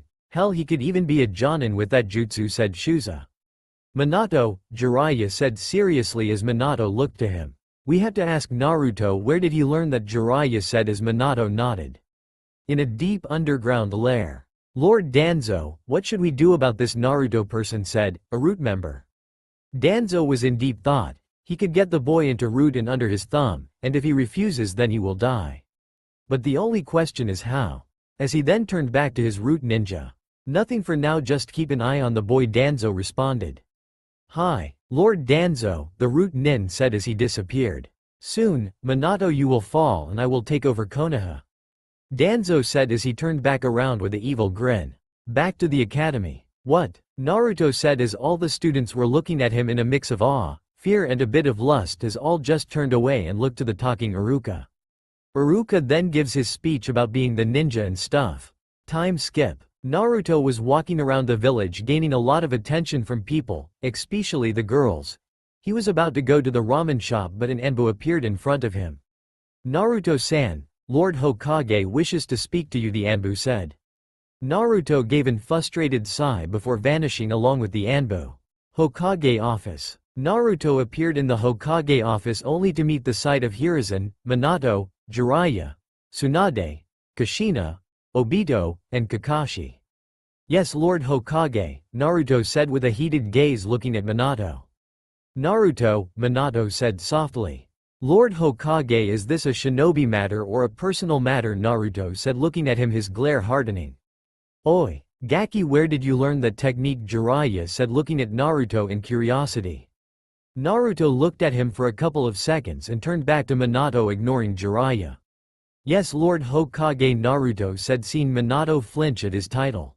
Minato sighed in defeat. Naruto, how did you attain all of this power from, Minato said looking towards his son. Naruto shrugged and told him plainly. Dragons, Naruto said looking back into Minato's eyes. Gaki, be serious, this isn't a game, Jiraiya said getting a bit pissed off. Shut the hell up, you old bouffon, I have a name and it's not Gaki, Naruto said with a cold glare making Jiraiya tense up a little bit. But before Minato could respond, Minato spoke. Enough, Minato shouted staring at both Naruto and Jiraiya. Sigh, Naruto, seriously, where did you get your power, Minato said with authority in his voice. Sigh, just watch, Naruto said as he went through a valley of hand signs. To everyone's absolute shock, Naruto summoned a small blue dragon inside the room that wrapped itself around his neck. Yes, Naruto, you have summoned me? Said the blue dragon looking down toward Naruto. Sorry Drago, there's nothing important right now, just an explanation, Naruto responded to the dragon now known as Drago. Alright, Naruto, do you still have those snacks you promised? Drago said, his tail wagging a bit. Haha, yeah, here, Naruto said as he tossed a piece of chocolate inside Drago's mouth. Tasty. I'll see you around, Naruto, Drago said as he disappeared in a poof of smoke. See, Naruto said as he turned around to see everyone's jaw dropped. So can I go now? Naruto said as Minato only nodded, his jaw still open as Naruto disappeared in lightning, shocking them once again. What the hell, did that kid just summon a damn dragon? Shouted Tsunade. It seems so, we will talk about this at home, Miyato said as they all nodded. Time skip. Namikaze household. Brought to you by Naruto getting a bone-crushing hug from the Ichiraku's family. Things were tensed at the dinner table. Everyone kept taking glances at Naruto, who was silently eating. Never thought that I would be in this damn house, Aga, Naruto thought as Minato decided to break the ice. So, Naruto, what kind of things did you learn while traveling, Minato said nervously. Regular things, Naruto said as he slowly continued to eat. What do you mean by regular things, Naruto-kun? Kushina said. Naruto shrugged. Regular things, he said as Jiraiya grew a tick mark. Hey Gaki, respect your mother, he yelled out. Naruto looked at Jiraiya with the most coldest glare that even changed the temperature in the room. My mother is dead, Naruto said, his tone chilling, making them shiver. Naruto stood up. Sorry Hokage-sama, but I lost my appetite. Please tell me where I would be sleeping, Naruto said. I in the last room on the right, Minato said in defeat. As Naruto just walked past them without even looking back, and made it to his room, closing the door. Kushina burst into tears as she ran upstairs into her bedroom. Kushina, Minato called about, but it fell on deaf ears as she was already gone. Sigh, I will g beep, beep, beep. Minato was cut off as his watch beeped. Damn it, Minato groaned out. Let me guess, Hokage office, Tsunade said. Yes, Minato responded in frustration as he turned to Tsunade. Mom, could you please check on Kushina for me, he said. Of course, Minato, Tsunade said. Alright, Minato said as he disappeared in a yellow flash. Sigh, I will see you at the compound, honey, Jiraiya said, kissing her cheek and disappearing in a puff of smoke. Alright, you girls get to bed too, I will check on your moth, RT, Tsunade said as they both nodded sadly and went to their rooms. Sigh, now for you, Kushina, she said sadly and made her way up the stairs. Small time skip. Knock, knock, Naruto, it's Kushina, may I talk to you? Kushina heard no answer, so she slowly entered Naruto's room only to find no one. She panicked and started to look around until she felt something grab her waist. She was about to pull away until she looked up and immediately got a nosebleed. What are you doing in my room, Kushina-chan? Naruto said, whispering into her ear. I was just seeing if you were alright, Kushina said, stuttering it out. Why should I believe you, or are you here to do something else to me, Kushina? Naruto said with a smirk, seeing her blush. No, she said, moving her arms around only for it brush up against Naruto manhood, that made her blush even more. Kami, how is Sochi so big? I know Uzumaki males tend to be larger than most. But this is ridiculous. In comparison, he makes Minato look like a child. Well, it's not like it's that of a big feat considering how small Minato is generally. I wonder if I should take a peek. No. What the hell am I thinking, he is my son. But, she was cut off from her thoughts as she was picked up bridal style and laid on the bed gently. Naruto-kun, what are you doing, Kushina said, looking at Naruto, who was walking closer to her. Something that Minato should be doing right now, Naruto responded. As he slowly crawled on the bed, making her blush. Time skip morning. Kushina POV. Kushina tired for a bit from her slumber, as she felt something warm. She blinked a few times before slowly opening her eyes and looked around the room. For some reason she was strangely in the guest room. She felt a pang in the lower half of her body and winced a bit as she felt her legs a bit sore and decided to remove the bed sheets from herself. She removed the sheets from her body and found that she was completely naked. Kushina was confused to why she was in the guest bedroom instead of the master bedroom and looked to the other side of the bed to see a mop of messy blonde hair. Kushina was about to respond until the person on the other side of the bed spoke up. Naruto POV. Urge, what the hell happened last night? Said Naruto, messaging the temples of his head, as he slowly got up, revealing that his upper half shirt was missing and a weight on his chest. Naruto noticed the long vibrant red hair to his side and looked on top of himself to see a shocked and blushing Kushina. And in a rush Naruto regained the memories from everything that happened the night before.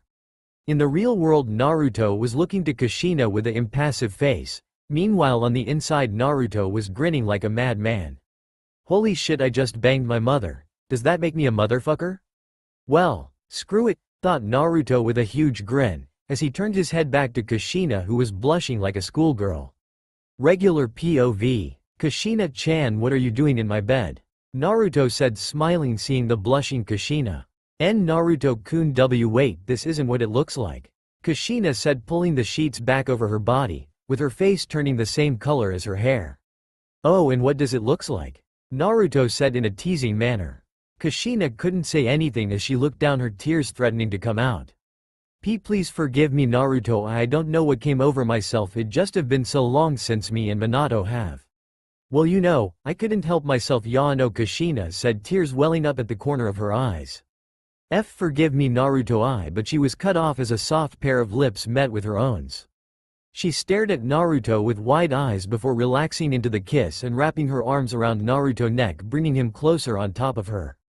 Naruto broke away and stared into her amethyst-colored eyes. I really hate when beautiful women cry, Yano, Naruto said with a small chuckle, seeing Kushina's face grow a huge blush on her face. Kushina wiped her tears away and stared at Naruto with the little hope that she still had left. So does that mean that you are going to return to us, Naruto-kun? We can still be a family, Kushina said almost pleadingly. Naruto could only let out a sigh. I am sorry, Kushina-chan, but I cannot, Naruto said, seeing Kushina lower her head in response. But, Naruto said, making Kushina's head shoot up and looked into his deep azure-colored eyes. I maybe could give you a chance if you show me that you've changed, Kushina, Naruto said, making Kushina tear up and tackled him on the bed with a big hug, repeating thank you over and over. Sigh, I guess I should tell her then, Naruto thought as he cupped Kushina's chin softly and raised her head to meet his. Kushina-chan, there's something that you should know, Naruto said, making Kushina twist her head in confusion. Well, the thing is that I'm technically not your your son anymore, Naruto said sheepishly, rubbing the back of his head, his eyes finding the floor very interesting. Kushina's eyes went wide. What, when, and how? Kushina yelled in shock and confusion, mostly shock, looking at Naruto. Ha ha ha, laughed Naruto nervously. Well, you see, what happened was when. Flashback. Ragnarok, stated Naruto with his hair shadowing his eyes. Do you really think that I'm going in that goddamn lake? Then you got another thing coming, exclaimed Naruto, who was pointing to the massive lake in front of him. Sai, listen, cub. This is the divine lake to draw out a person's true potential. Nothing, and I mean nothing, will happen as long as you don't stay in the divine lake for too long. It will only take at least 12 hours at max. As long as you keep your focus and meditate, nothing will happen. I will get you out in exactly 12 hours and nothing more, nothing less, I swear it on my dragon's pride, said Ragnarok as he looked Naruto directly in his eyes, who in return couldn't find a single lie. Sigh, fine, just don't keep me in here too long. I want to return back to my training, said Naruto as he slowly entered the lake, which started to gather around his body like a twister. And now, we wait, thought Ragnarok, but before he could get put down, a dragon appeared before him. Lord Ragnarok, the council has been assembled and we need you in the room, said a deep crimson-red dragon. 12 hours really is long. It shouldn't take that much time, I guess, though, Ragnarok before nodding to the red dragon and flew off to the council room. Oh boy, how he was wrong. Time skip 24 hours later. You bastard, yelled an extremely pissed off Naruto, whose body was entirely pink, even his hair. Now listen, NARPFFFTTHAHAHAHAHAHAHAHA. Ragnarok couldn't hold it anymore as he burst out roaring with laughter. Do you think this is funny, asshole? My entire body is pink for Kami's sake? I look like a goddamn princess, screamed Naruto. Hearing the other dragons laughing in the background, Naruto turned to the dragons with a menacing glare. Keep laughing and I am going to roast you all alive. This, however, didn't calm them down. The laughter started to get intense, with them on the floor clutching their side from laughing too hard, with Ragnarok being the leader. That's it, Naruto said as he went through the hand signs, making their laughter cease and their eyes wide. Run, shouted a dragon as they all flapped their wings and got away as far as they could. Fire style. Fenwa flower jutsu, shouted Naruto as 200 fireballs tried to hit the flying dragons, but in the end they all got away. Damn it, almost had them, mumbled Naruto before looking back to Ragnarok with a heated glare. When does it end? Growled out Naruto with gritted teeth. Ragnarok only rolled his eyes and responded, in about a week or so. Don't get so overdramatic, Princess, Ragnarok said while walking away. Ah, screamed Naruto at the top of his lungs into the sky. Flashback Kai. And that's how it changed my DNA, Naruto said. Kushina throughout the entire story couldn't help but just giggle. Do you also think that was funny? Naruto said with a small pout. No, Kushina said with her hand over her mouth, not looking towards Naruto, but the shaking of her shoulders clearly gave her away. Naruto in return grew a devious smirk. Hey Kushi-chan, Naruto said as she looked up. She was cut off as Naruto gave her a passionate kiss on her lips, which she melted into for a couple of minutes. Naruto suddenly pulled away and started putting kisses on her neck that led a trail to her stomach. Do you want it, Kushina? Naruto said in a sultry tone. Kushina was torn between yes or no for a bit but finally gave in. Yes, Naru-kun, moaned Kushina. Naruto's smirk grew wider. Okay then, Naruto responded. Time skip Bekwase. I don't care. After an intense battle of Kushina made her way downstairs with a small limp and Naruto taking a very hot shower. Naruto made his way downstairs only to meet his former family at the dining table with Tsunade and Jiraiya sitting on the right, Naruko and Narumi sitting at the end, Minato sitting at the very top and Kushina inside of the kitchen bringing breakfast. Naruto sat the furthest away from everybody with Naruko and Narumi making attempts to talk to him which to Naruto just ignoring them. Minato looked over to Naruto with a sad expression and was about to try to talking to his son but he was interrupted by Kushina. Breakfast is ready, said Kushina in an unusually cheerful tone. Kushina mde her way to the table with a slight limp which didn't go unnoticed by everyone. Minato saw this and spoke up, worried about his wife. Kushina, is something the matter with your leg? Asked Minato. Everyone looked to Kushina who internally had a huge blush on her face, but managed to push her blush down and quickly came up with a lie. Oh why yeah, I sorta hit my hip when I was making breakfast you know, she said with a nervous laugh, but at the corner of her eye she saw a smirking Naruto. Yeah, you maybe wanna get that checked out by mom. Next time be more careful, said Minato chuckling a bit while Suede narrowed her eyes a little but shrugged it off. Everyone then turned their attention to Naruto, who looked back to them and spoke. What? Said Naruto in a neutral expression making everyone turn their heads back to their breakfast. Another small time skip. After an awkward breakfast Naruto headed towards the door only to get stopped by a hand, as he turned to the person. Yes, Tsunade-sama? Asked Naruto making her frown a little. Okay listen, here I know that you did something to your mother, Tsunade said glaring at her unknown former grandson. Naruto eyebrows raised and looked to her with a "are you an idiot" look. Whatever do you mean, Tsunade-sama? Asked Naruto with a small smile on his face making Tsunade gain a tick mark and pinning him to the wall. Listen here you little brat. I know that you did something to your mother, now explain. Tsunade said, her anger getting the best of her. Even though the situation was bad, Naruto just kept that same innocent smile making Tsunade get more enraged as she was reached her fist back to punch Naruto, but Naruto only said one word. Aminate Hikara. As he switched places with Tsunade pinning her to the wall which she tried to get out of but found herself stuck with Naruto pinning her with that same smile. Tsunade sneered at him, still trying to wiggle her way out but soon gave up and stick to glaring at Naruto. So what hell are you going to do now, you bastard? Beat me like you did your mother? Tsunade said, sneering at Naruto. Naruto only chuckled and shook his head. Number something even better, he responded. Then what the hell are, she was cut off as she felt her lips being captured by Naruto. Tsunade's eyes went wide for a moment as she tried to force Naruto but to no avail. They stayed like that for a few minutes until Tsunade gave in and melted into the kiss with full force. Naruto broke apart with Tsunade glaring at him with a huge blush on her face. Do you want more, Tsunade-sama? Naruto said, whispering in her ear. A massive blush spread across Tsunade's face, as she started to stutter. Aye, Tsunade said as her blush came full force and scowled at Naruto but didn't say anything. Oh, if that's all then see ya, Naruto said as he let her go and walked to the door once again only to get stopped by Tsunade again. Wait, Tsunade said making Naruto stop and turned to face her. Yes? Naruto said seeing Tsunade rub her inner thighs together. I want you, Tsunade said looking anywhere but Naruto. Come again, said Naruto smirking. I want you, damn it. Tsunade yelled, rushing towards Naruto enveloping him in a deep kiss. After a couple more minutes, Naruto broke apart the kiss and stared at Tsunade's honey-colored eyes and smiled. Naruto then got close and whispered into her ear. I'll be back, Tsunadeheim. Naruto whispered and disappeared in a wall of blue fire. Tsunade only sat there in a daze, her mind racing at 100 miles per hour. Does that count as cheating on Jiraiya? He is never that passionate or that intimate. In all fact, when was the last time we had? Though Tsunade a bit frustrated. Speaking of Jiraiya, he just entered where Tsunade was. Hey Tsunade, did something happen? Your face is beet red, asked Jiraiya, oblivious to his wife blush.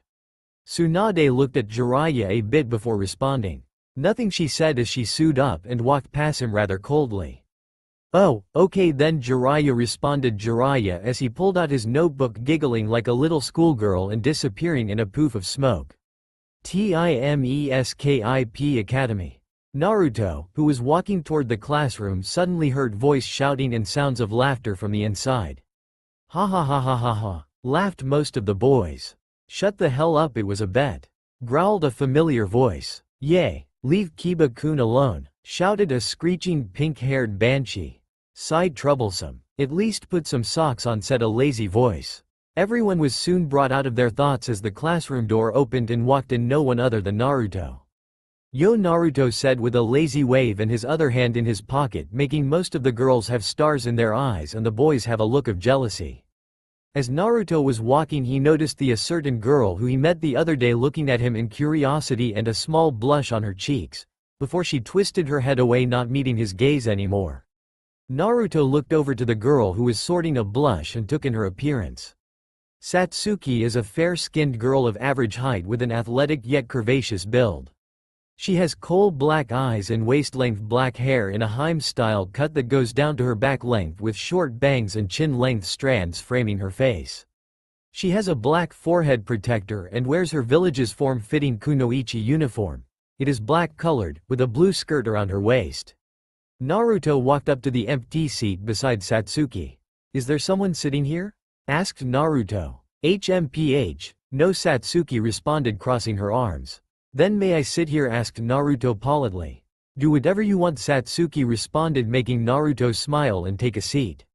"So we haven't been formally introduced, beautiful. My name is Naruto Strife," Naruto said with a genuine smile, making Satsuki blush, and slowly reached out her hand to shake his.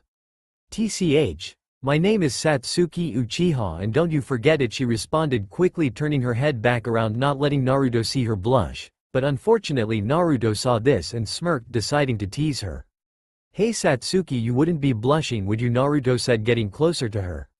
What you baka, I am not doing anything," exclaimed a flustered Satsuki, her face becoming red. "Then why is your face red?" asked Naruto, a smirk appearing on his face.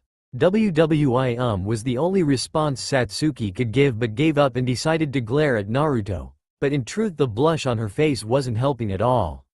Meanwhile everyone who was in the classroom was shocked as hell. The so-called Ice Princess acutely talking to someone and blushing of all things. Many of the boys started to glare at Naruto while the new Naruto fan club glared at Satsuki, but the angriest of them all was Kiba, who at this point was now boiling. "You," Kiba said, standing up pointing to Naruto, as Naruto looked down to Kiba and resumed his teasing with Satsuki. "Hello, I am talking to you, blonde asshole." Kiba yelled, his index finger pointing to Naruto. "Oh, yo dog breath nice weather we're having Naruto said nonchalantly, getting a laughs from everyone and a cute giggle from Satsuki. "Listen, I am going to fuck," but he was cut off by Naruto. "Listen, I don't think you know this, but I sorta don't swing that way, sorry," said Naruto. "No, I stated Kiba," only to get interrupted by Naruto once again. "And again, why in the name of Kami are you here in your undergarments? We are shinobi for Kami's sake. No, are you a pervert or something? Do you get off on these sort of things?" Naruto said as everyone burst into laughter. "You made me do this, you bastard. Hey, I never said to class or the village, you could have even walked around, you bedroom or something." Kiba started but couldn't find anything to say. "Sigh dumbass, now sit down." Iruka-san is about to walk in, and after he said that, right on cue Iruka walked in with Naruto and Naruto following in the back. "All right class, settle down." I looks at Kiba. "Kiba, what the hell are you wearing?" shouted Iruka. Silence was all that ranged out in the classroom until the most shocking thing that they all have seen maybe in their entire lives. Satsuki was the first one to break out into laughter. Slowly the rest followed. Naruto only sweat dropped. "What the hell did I get myself into?" thought Naruto as he focused back to Iruka. Small TIMESKIP. I don't know which teams are 1 to 6, so yeah. Just gonna start with Team 7. Team 7 will be a special team with a 4-man squad and 2 senseis, stated Iruka as everyone turned their attention towards him. Naruko Uzumaki Namikaze Senju, Narumi Uzumaki Namikaze Senju, Satsuki Uchiha, and every boy and girl tensed up at this moment, especially a half-naked boy with a small puppy on his head. Naruto's strife, Iruka called out, seeing everyone deflate. Fuck my life, thought Naruto as he sighed. Yes, Oni-chan is on our team, thought two redhead girls. HN. Looks like the blonde idiot is on my team. This should be interesting, Satsuki thought with a small smirk. Your senseis will be under Kakashi Hitaki and Kushina Uzumaki Namikaze Senju, Iruka said. Yano, what, on second thought, this might not be that bad, Naruto thought. What? Shouted Kiba. Settle down, Kibbles, you don't want to go around biting anyone. No offense, Akaimaru. Raref. None taken, Akamaru yipped. Kiba only growled at Naruto in response. Now Team 8 will consist of Shino Aburm, Kiba Inazaka and Hinata Hyuga under Kurenai Yuhi. Kiba looked back to see Hinata, who was staring at Naruto with a slight blush. Oh hell no, thought Kiba. Team 9 is still in movement. Team 10 will be another 4-man squad which will consist of Choji Akamichi, Shikamaru Nara, Ino Yamanaka and NND Sakura Haruno.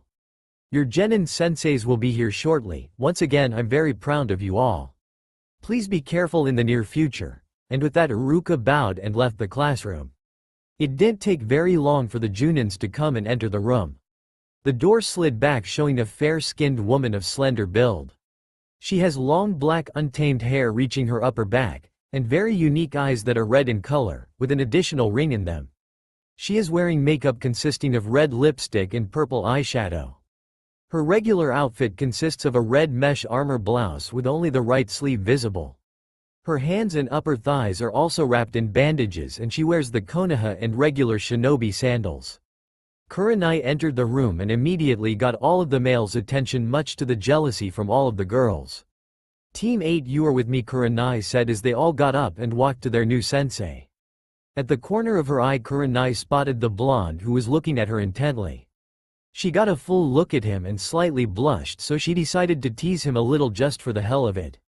Is there something you need? Asked Kurenai, looked towards Naruto. Naruto just kept his eyes roaming Kurenai and spoke up.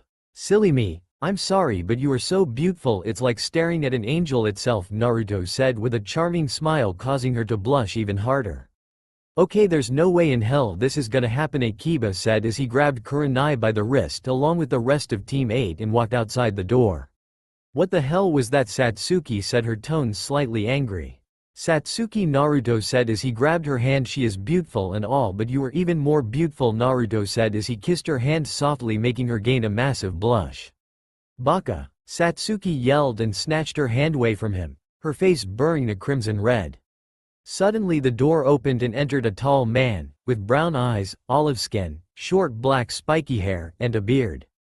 His clothing consisted of the standard Konoha ninja uniform with the sleeves rolled up halfway, regular shinobi sandals, and he also wore a sash that had the kanji for fire marked on it around his waist, a pair of black bangles, and bandages wrapped around the arms of his sleeves. This was no one other than Asuma Sarutobi.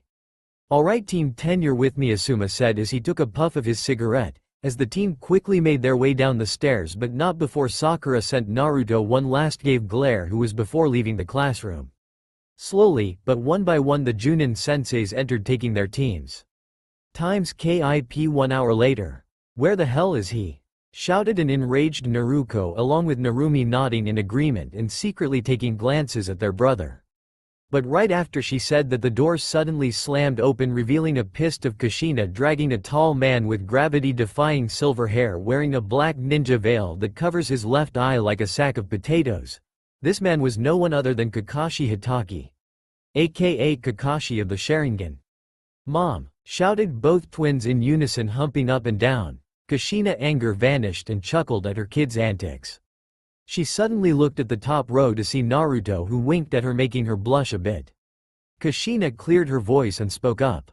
Alright everyone, meet me on the rooftop. Hi, the three girls said as they all walked down the stairs, making their way to the door. Narumi stopped and looked back to see her older brother jump out of the window. Narumi's eyes went wide and screamed. Ah, Oni-chan! Narumi screamed, rushing out of the room, leaving the two girls into curiosity until they looked back to see the window open and an empty room. Both of their eyes widened, as they rushed out of the room following Narumi. Slam! The door burst open with three frantically pale-looking girls who looked like they just seen a ghost. Mom, Oni-chan, Window, jump, gone, said Narumi and Naruto, waving their hands around hysterically in a frantic motion. Narumi, calm down and tell me what happened, said Kakashi in a stern manner. Tears immediately came to Naruto and Narumi's eyes, as Narumi explained what she saw, and their eyes went wide. He did what? Where is he? Kushina asked with worry in her voice. Calm down, a familiar voice, as they all turned their attention to the top of the building to see Naruto with small dragons playing around his body. Imagine Naruto with small dragons around him. They all let out a breath of relief. Kakashi narrowed his eyes at Naruto. Strange? I couldn't sense his presence at all, Kakashi thought, but shook those thoughts off for now. Naruto, come down. Naruto shrugged and disappeared in a blur, shocking the hell out of them. He reappeared in front of them all with a small wave. Yo, Naruto said, and everyone's sweat dropped. Okay, with that out of the way, Tomato, he said, pointing to Naruto. Introduce yourself, Kakashi said with a smile. What did you call me? Naruto said, her hair flowing similar to her mother. Nothing, Kakashi responded quickly. How about I go first, Kakashi said as they all nodded. I'm Kakashi Hitaki. The things I like are. You're not old enough. The things I hate are. Really none of your business. My dream for the future. Never really thought about it. My hobbies. He let out a perverted giggle. Only thing he told us was his name, was the thought of the three girls. Sigh, I guess I'll do it, said Kushina as she spoke up. My name is Kushina Uzumaki Namikaze Senju. My likes are my family and a certain blonde. Looking to Naruto. My dislikes are people who hurt my family, perverts, and people who can't tell a kunai from a scroll. My hobbies are cooking, training and eating ramen. My dreams for the future are to see my children become great shinobi. Kakashi nodded and pointed back to Naruto. Now you angry tomato, Kakashi said, making her grit her teeth in anger. My name is Naruto Uzumaki Namikaze Senju. My likes are my family and my friends. My dislikes are bad guys, perverts, and anyone who tries to hurt my family. My hobbies are training, eating ramen, shopping and hanging out with my friends. My dreams from the future are to become Hokage and marry a certain person. Look towards Naruto. Kakashi nodded. Now you Mrs. Cherry, Kakashi said, pointing to her, making her scowl. My name is Narumi Uzumaki Namikaze Senju. My likes are my family and my friends. My dislikes are bad guys, perverts and anyone who attacks my family. My hobbies are training, eating ramen, training, and hanging out with friends. My dreams are to become Hokage and marry a certain person. Looking towards Naruto. Alright, you're up, sunshine, Kakashi said, gesturing his hand to Satsuki. My name is Satsuki Uchiha. My likes are my mother, training with brother and a handful of people in my clan. My dislikes are perverts, arrogant people, and snobs. My hobbies are training and sleeping. My dreams are to become clan head and surpass my brother. Good dream, you're next, Blondie, he said to Naruto, who looked up from his book. Kakashi, one eye went wide. Naruto. Is that what I think it is? Kakashi said, stumbling back a bit. Naruto smirked. Why, yes it is. The only copy that's out in the elemental nations. Icha Paradise Island 3 limited edition. Must have book, thought Kakashi, eyeing his book.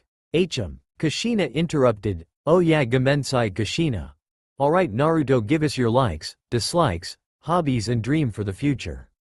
Naruto looked up and closed his book. Alright, my name is Naruto Hitaki, making Kakashi eyebrow twitch. My likes are beautiful women, training, my sword and riding dragons. My dislikes are villains, people who are against me, arrogant pricks and people who abuses kids. Kushina looked down. My hobbies are training, having and poker. My dreams for the future are to have with at least 1,000 different women around the elemental countries. Naruto finished. Silence. Until the four girls screamed despite the match blushes on their face, while Kakashi was just giggling like a pervert and gave Naruto the biggest thumbs up that he could manage. You are now my favorite student, Kakashi said with tears falling out of his eye. A thought then came across Narumi's mind as her eyes widened. Wait, did you say dragons? Yelled Narumi as the other two genins realized what he said earlier. Yeah? Said Naruto like it was a everyday thing. How? Was the thought of the three genins. Alright my cute little students, you are not technically genin yet, so meet us up at training ground 7 in 30 minutes, Yane. And with that Kakashi and Kushina disappeared in a poof of smoke. Naruto stood up. "Well, you heard the man, see ya in 30, Naruto said with a lazy wave and disappeared in a stream of lighting. "Whoa, that was so cool. Did you see that?" asked Naruto, still a bit in shock of what transpired. "Yeah, Oni-chan is awesome," said Narumi. Let's go, we have to be there in 30 minutes, said Satsuki, walking out of the roof. "Wait up, Satsuki," said Naruto, with Narumi following behind her. -30 minutes later. "Alrighty, my cute little students, you have 30 minutes to get these 3 bells off of me and Kushina. The person who don't get the bell will be going back to the academy, got it?" As they all felt a bit bad but nodded. "Okay, then begin," Kakashi said as 3 of the 4 vanished into the forest. The only male of the 4 stood there reading his little book. "Naruto, aren't you gonna hide?" asked Kakashi as Naruto looked up from his book and said something that made Kakashi swell with pride. "Huh, did you say something, Kakashi?" Tears immediately came to Kakashi's eyes once again as he looked up high into the sky, letting a single tear drop from his uncovered eye. "Dad, I finally found the one," thought Kakashi. "So, can I have a bell? I'll trade you," Naruto asked, bringing Kakashi out of his shock. "What possibly can you trade me so that you will have a bell?" Kakashi asked, a bit intrigued to the blonde's proposal. Naruto reached in his pouch, putting Kakashi on his guard, and brought out something that he couldn't resist. "Icha Icha Paradise 2, the naughty pantyhose." Kakashi's single eye almost bulged out from his socket as he stood there unmoving, staring at the book as if he saw a ghost. "So," Naruto started with a smirk. "Let's make a deal, Kakashi," Naruto said with a smirk as he saw Kakashi's single eye follow Naruto book like it was a support lifeline. Must resist, I must resist." Kakashi mentally thought, having an internal turmoil as one thought was collapsing over the other, trying to pick a side. Kakashi then had an idea in his mind that will surely piss off his sensei-son, but it was for the best, he thought, as he pulled out the 3 bells. Okay, Naruto, you win, it's a fair trade, right? Now hand over the book and I will hand over all of the bells," Kakashi said with an eye smile, making Naruto give one of his fox smiles. Kakashi couldn't help but thinking that something was wrong with this deal, but shook those thoughts off. "Alright, you throw the bells first and I will throw the book next," Naruto said with a closed eye smile. Kakashi shrugged and threw the 3 bells towards Naruto, which he caught and stared at the bells before grinning like a madman, and threw the book towards Kakashi, who grabbed it and put it into the back of his pouch. Kakashi gave another eye smile towards Naruto and spoke. "Lesson 1, Naruto. On the battlefield, never trust your enemies, Kai," Kakashi said as the bells in Naruto's hands turned poofed leaves. "That was a dirty move and you know it, Kakashi," Naruto said, frowning a bit. But you known st to Kakashi, that the book that Naruto traded with contained one of Kakashi's worst nightmare. He, when you're on a battlefield, never trust anymore except your comrades," said Kakashi as he was about to open his book, ignoring the sly smirk that came from Naruto. As Kakashi opened the book, a few tears came from his eyes. "My sweet, sweet book that I love so much, come to me, my beloved," Kakashi shouted as mentally and pulled down his mask so that it would be burned into his retina.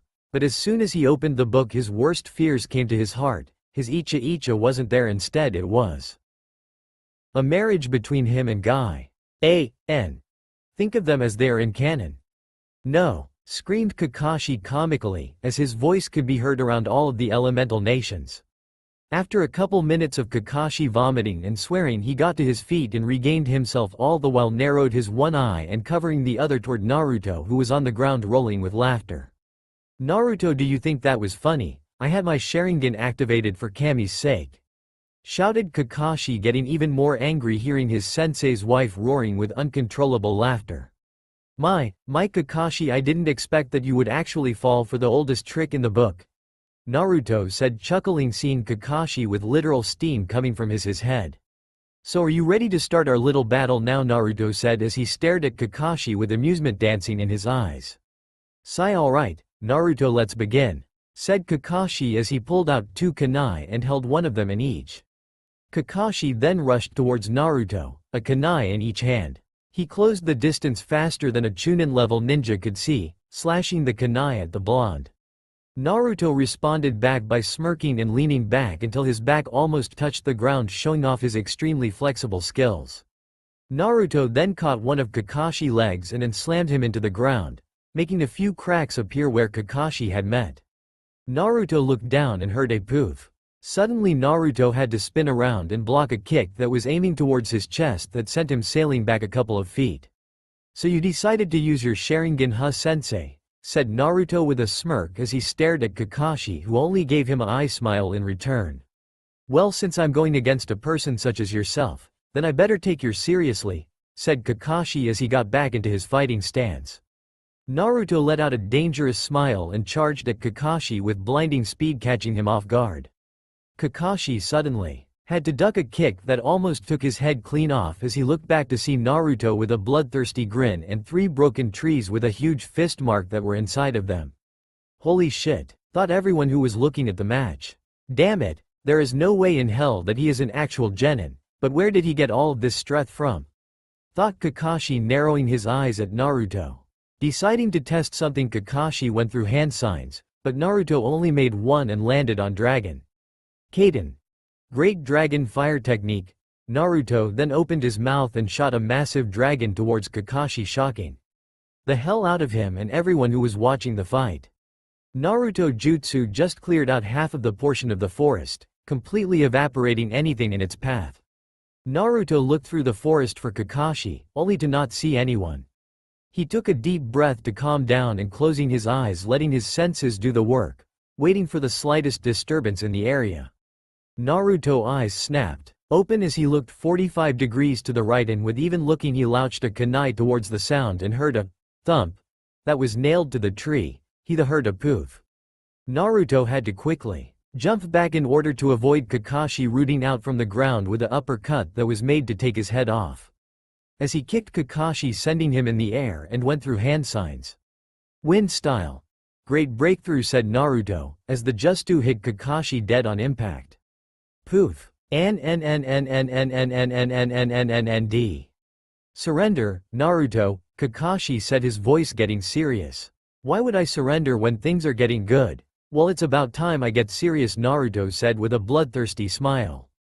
"Wait, he wasn't serious?" they all thought. "What's wrong? Don't get scared now, Hitaki," said Naruto as his smile grew sinister and his voice becoming more deeper. Naruto dashed towards Kakashi, his speed on full display. Kakashi barely had enough time to block the flying punch that sent him crashing into the forest behind him. Kakashi got up shakily, but at the corner of his eye he saw Naruto coming towards him. But before he could even blink, Naruto was already there, his fist logged in his gut, making him spit out saliva and sent him crashing through more trees. "What pant the hell pant? I'm an elite Jonin pant, but he doesn't even look winded," thought Kakashi, who was staring at Naruto in disbelief. "Come on, Kaka-sensei, get off your ass and come on," said Naruto, making Kakashi pale. POV change. "What the hell is even happening anymore?" thought Satsuki in a defeated tone as she stared at Naruto, who was literally beating the shit out of their new sensei. "Fuck, my ribs," thought Satsuki as she covered her bruised ribs with her hand, with her other leaning on the tree for support. "Damn it, sensei, you hit like a fucking dump truck," Satsuki thought before a hand was placed on her shoulder, making her jump. "Eep," said Satsuki as she jumped like a cat before turning her attention to Naruto, who had a smirk on his face. "Wow, never thought that I would hear a great Uchiha eep before," Naruto exclaimed, Naruto making her blush red. "Shut up, baka," said Satsuki, her blush becoming more red. "How are you even here when you're out there?"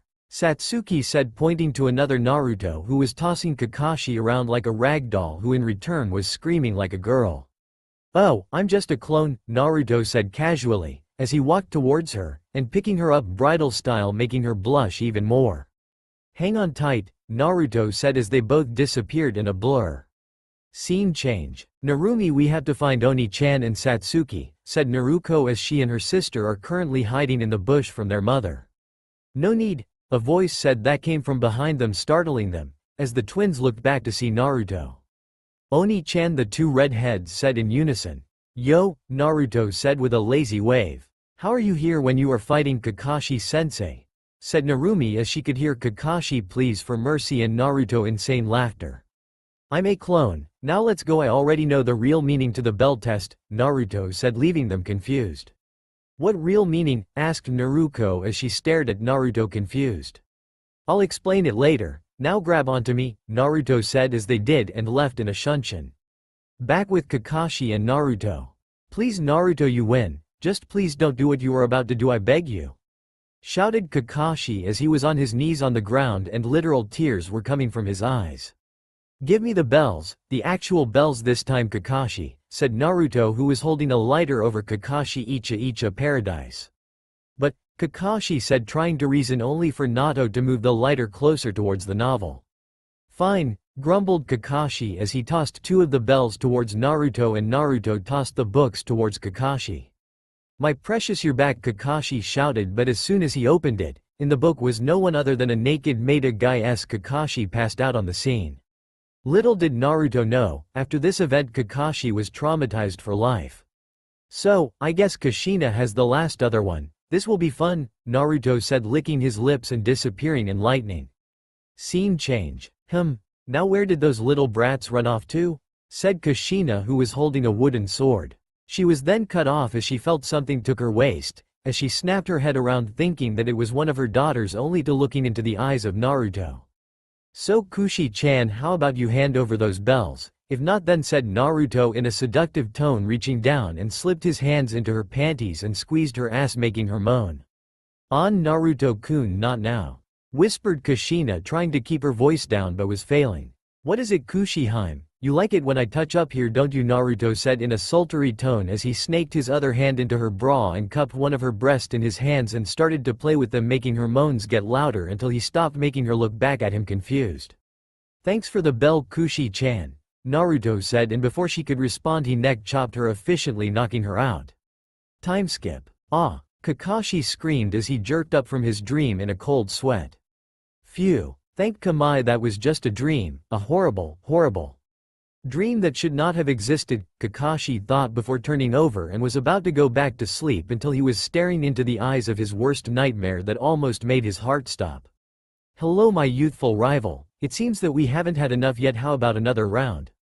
Oh, the power of youth, said Guy, who was looking into Kakashi's eyes. Inhale, ah, shouted Kakashi from the top of his lungs until he suddenly heard laughter from training ground as he looked at Guy, who smirked and poofed in a cloud of smoke.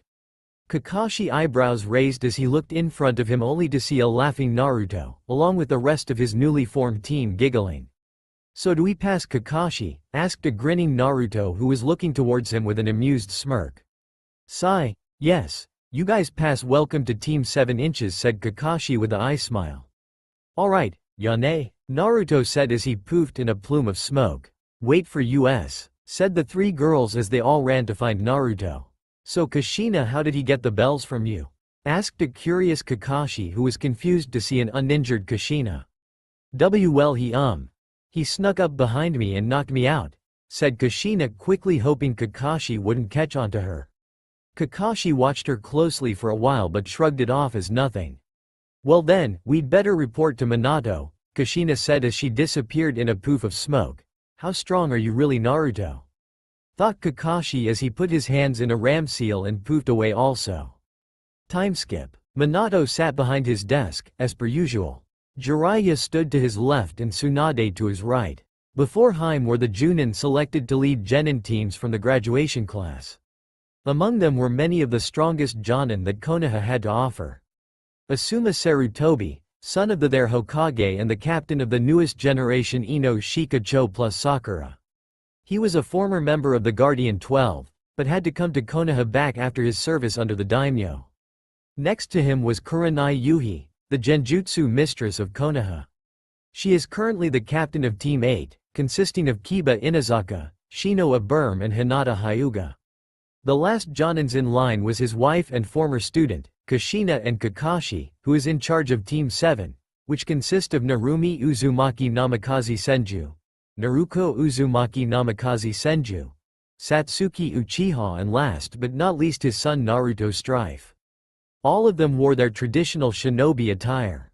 His former student at the end of his report on his new genin left them all speechless.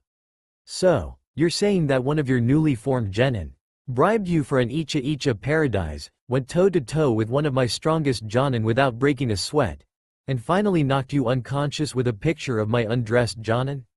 asked Minato slowly as he finally looked up to the sheepish Kakashi. He. Well, when you say it like that then. Yes, said Kakashi with an embarrassed blush. The Jonin, minus Kakashi and Kushina, all laughed, while Kakashi seemed more annoyed than anything.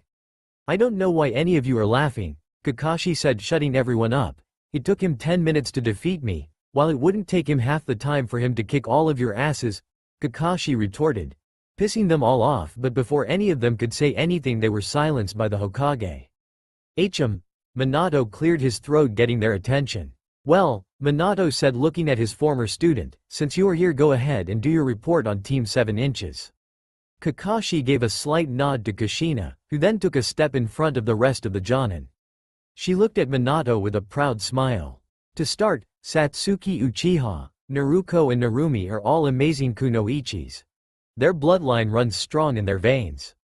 Satsuki can sling destructive ninjutsu like it's second nature to her, and if you get anywhere to Naruto, her chakra chains can wrap around and immobilize your body in a cinch. Same goes for Narumi. Also, when her and Narumi work together, they are at least around high to mid chunin level. Kushina finished with a proud smile on her face. Minato only nodded with a proud look on his face as he turned back to Kakashi. Alright Kakashi, could you describe Naruto and your fight again? Asked Minato, looking towards Kakashi, who only sighed and nodded. Kakashi started, then took a moment to think about their fight. Well, for starters, he found out about meaning of the bell test almost instantly. He made a shadow clone and sent it out to find the 3 girls so that they could work together after realizing they couldn't find Kushina-san alone. Kakashi looked around the room, taking note of how closely Kushina was listening. When we started fighting, he used multiple justice faster than I could even track. Kakashi shifted his gaze towards Minato. He used those jutsus perfectly, no obvious holes in his technique. He even shattered those chakra-enhanced kunai that I was using. Everyone jaw dropped, and then murmurs started to go around the room for those present, but they silenced when Kakashi started to talk again. I then separated from him and activated my Sharingan. Deciding to get serious and attack him from a distance, Kakashi let out a low chuckle. That was when shit hit the fan. Kakashi said as he unconsciously rubbed his bruised rib, making him wince. But before anyone could react or say anything, Kakashi continued his report. I started going through the signs for Fireball Jutsu, but Naruto made one hand sign that was dragon, and let out a huge dragon head-shaped attack that could easily be a rank Kaden Jutsu and took out a big chunk of the training ground. At this, many of the Junins erupted into grumbles about prodigy under our nose and hidden prodigies. Asuma was the only one to speak out. You mean to tell me that a Soul Genin used a dangerous jutsu that could be labeled as a kinjutsu? Asuma asked, skeptical. He used it perfectly, Asuma, Kakashi said, deadly serious. It was unlike any other Kaden jutsu I have ever seen, Kakashi stated, making everyone jaw drop in awe. A fire technique, huh? I have to make him teach it to the girls. After all, they are the childs of prophecy. He should be honored to teach it to his sisters, Jiraiya thought. And you, Kushina? Minato asked in curiosity, making her sport a small blush which went unnoticed by Tsunade. Well, when I was distracted, Naruto suddenly appeared from behind me, which I tried to fight, but in a quick burst of speed he knocked me out and took the bell. Kushina finished, making Minato nod. So on a scale, Kakashi, how strong do you think Naruto is? Asked Minato, who was looking towards his former student with complete seriousness. Sensei, on a scale I would rate Naruto as low to mid Anbu, but in all honesty I don't think that was the true extent of his power, Kakashi replied as the entire room was so silent you could hear a needle drop. Kakashi once again started to speak, breaking the silence. To put it bluntly, Naruto kicked my ass, the famed copy ninja said nervously. He moved too fast for me to even react and threw me around the clearing like I was some sort of pinball. His punches were as hard as Guy when he opened the 6th gate, if not even harder. Everyone was too stunned to speak. He landed a combo on me that fractured most of my bones, arms and legs in the process. Add to the kicks and punches that I took to my jaw and chest. I'm lucky to be in one piece after that, Kakashi said, thinking about how brutal the attacks that he received from his future student. This baffled everyone in the room as they found this hard to believe from the copy ninja. I am more than willing to get Inoichi in here and let him confirm everything I am telling you, Kakashi said. That won't be necessary, I trust you. Minato looked over at the other Jonin, as the rest should. The Jonin all looked away, ashamed at their actions. Kakashi Hitaki recommend for Team 7 is that you put us on active duty as soon as I am released from the hospital. Kakashi stood straight up as he completed his recommendation. After all, it would be a waste to have the four to just sit around all day doing D ranks and dulling their abilities. Minato was shocked at the suggestion, as there have never been Genin team that didn't do at least a few weeks of D-rank missions before heading out on their first real mission. All of the Jonin stared at him in shock. If a Genin team messed up on a mission, it would be very likely that lives would have been lost. "Are you sure about this, Kakashi?" asked Minato, who seemed a bit hesitant, but he trusted Kakashi with all of his might. "I've never been more serious in my life," Kakashi said, dead serious. "Naruto has the potential to be the strongest of his generation. He is a prodigy that we cannot afford to hold back any longer," said Kakashi with the utmost serious as he has ever been since Anbu.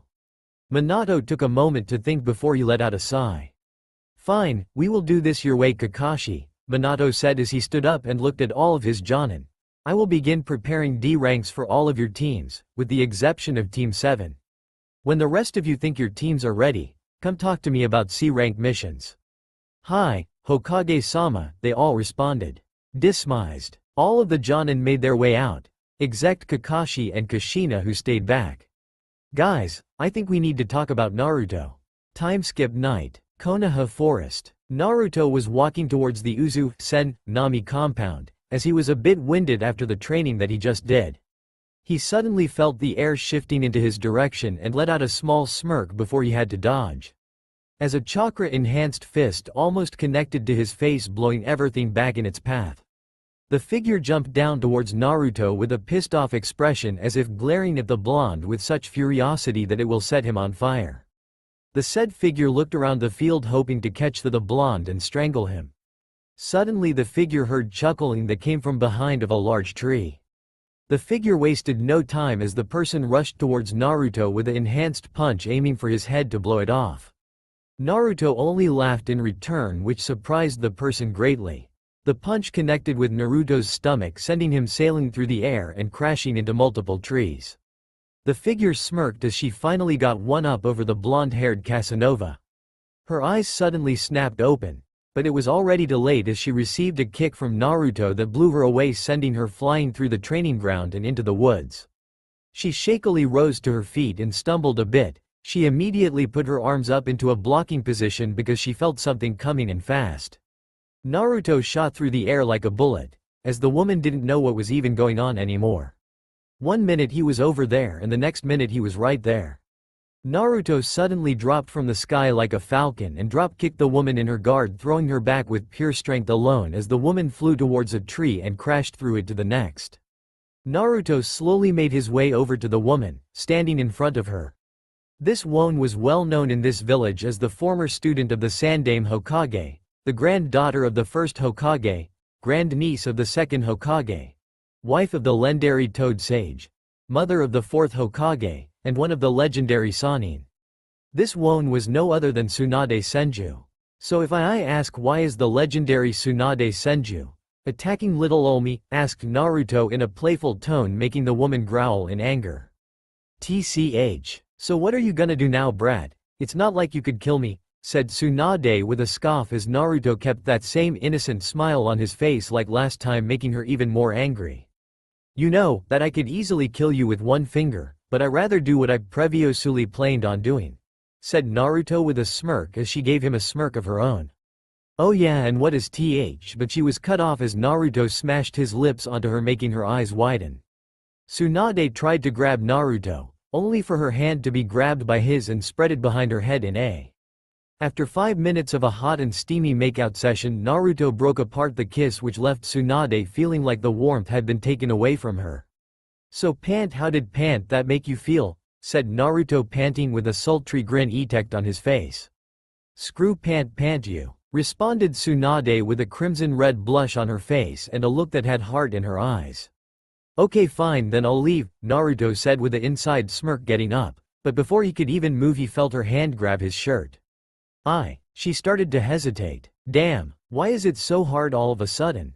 "I am sorry, Jiraiya," Tsunade thought solemnly.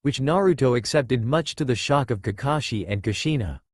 Since they passed the halfway point in their trip, Naruto felt that something was off.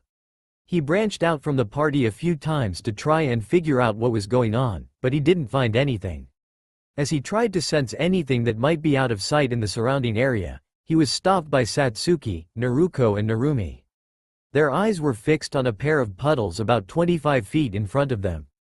Naruto instantly understood their hesitation. Tazuna was confused. "Why are we stopping?" Tazuna said, who was sober at the moment. Satsuki looked over her shoulder, her Sharingan activated. "This is a trap." Satsuki's words were barely audible. Tazuna was more than a little skeptical of the girl. "Those are puddles," Tazuna said with a deadpan expression. Satsuki was a little annoyed by the bridge builder now. "And have we seen any rain since we left Konoha?" Tazuna's eyes widened at the Uchiha's words. Kakashi couldn't help but smirk at his team's awareness. Naruto looked at the puddles for a moment, then felt a chakra presence emanating from them.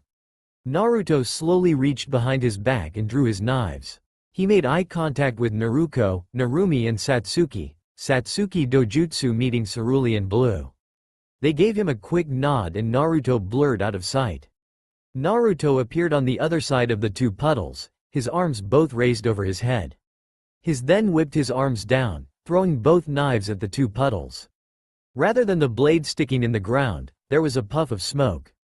When the smoke cleared, the blades were in the ankles of two Kiri shinobi. They let out a cry in pain, but Naruto's attack was not over. Naruto made a tiger hand sign, then lifted his open hands towards the demon brothers. Futon. Divine Dragon Pulse. Naruto shot out a strong gust of wind from his palms that wafted the body of a dragon that sent the demon brothers flying towards a waiting Uchiha and Namikaze. In sync, Satsuki drew a kunai and Narumi used her chakra chains. Satsuki stabbed Gozu in the heart as he flew helplessly through air. Narumi struck Maizu with one of her chains through the heart, and Naruto finished his body with a Rasengan, killing him instantly. As the demon brothers laid in a lifeless heap on the ground, Satsuki, Narumi and Naruto realized what happened. Their bodies had moved on their own, acting entirely on the shared instincts they had built with Naruto. When they looked at the corpses of their first kills, they felt sick. Kakashi and Kushina figured that they would get their first kill early, but he didn't expect his team to fight this quickly. They had only been out of the leaf for a few days. He was about to go and try to calm down his team, but Naruto beat him to it. "Look at me," Naruto said softly. The three of the girls were trembling, tears running down their faces. Naruto placed a hand on each of their shoulders. The girls looked up to see Naruto's small smile, his eyes softer than they had ever seen before. They watched with bated breath as he slowly pulled them into a hug. Their bodies tensed ever more as he held them close. "You are gonna be okay," Naruto whispered to them, his warm tone easing them a bit. "It will get easier. This doesn't make you a bad person. It is our job to protect those that can't protect themselves." Naruto pulled them closer as he finished, the warmth of his body soothing their tense figures. The three girls slowly closed their arms around him, their trembling stopped. The four sat there for a moment, the Uzumaki and Uchiha letting out a few silent tears at the death of their innocents. Naruto eventually pulled away from them when he felt their crying stop. He looked at their beautiful faces and flashed his trademark smile. The three girls couldn't help but fluster at the sight as their sensei held back his giggles. "Now isn't this the cutest thing ever?" Kushina said gushingly, getting a flustered reaction from the girls on his team as they all separated from each other. "It is just the sweetest thing to watch you four share such a loving embrace." Naruto's face twisted into a smirk as he looked at his sensei.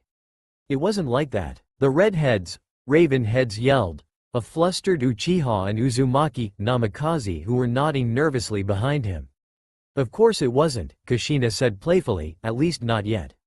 For the next couple hours Kakashi would occasionally harass them, but was internally grateful to Naruto for helping the three girls through their first kill.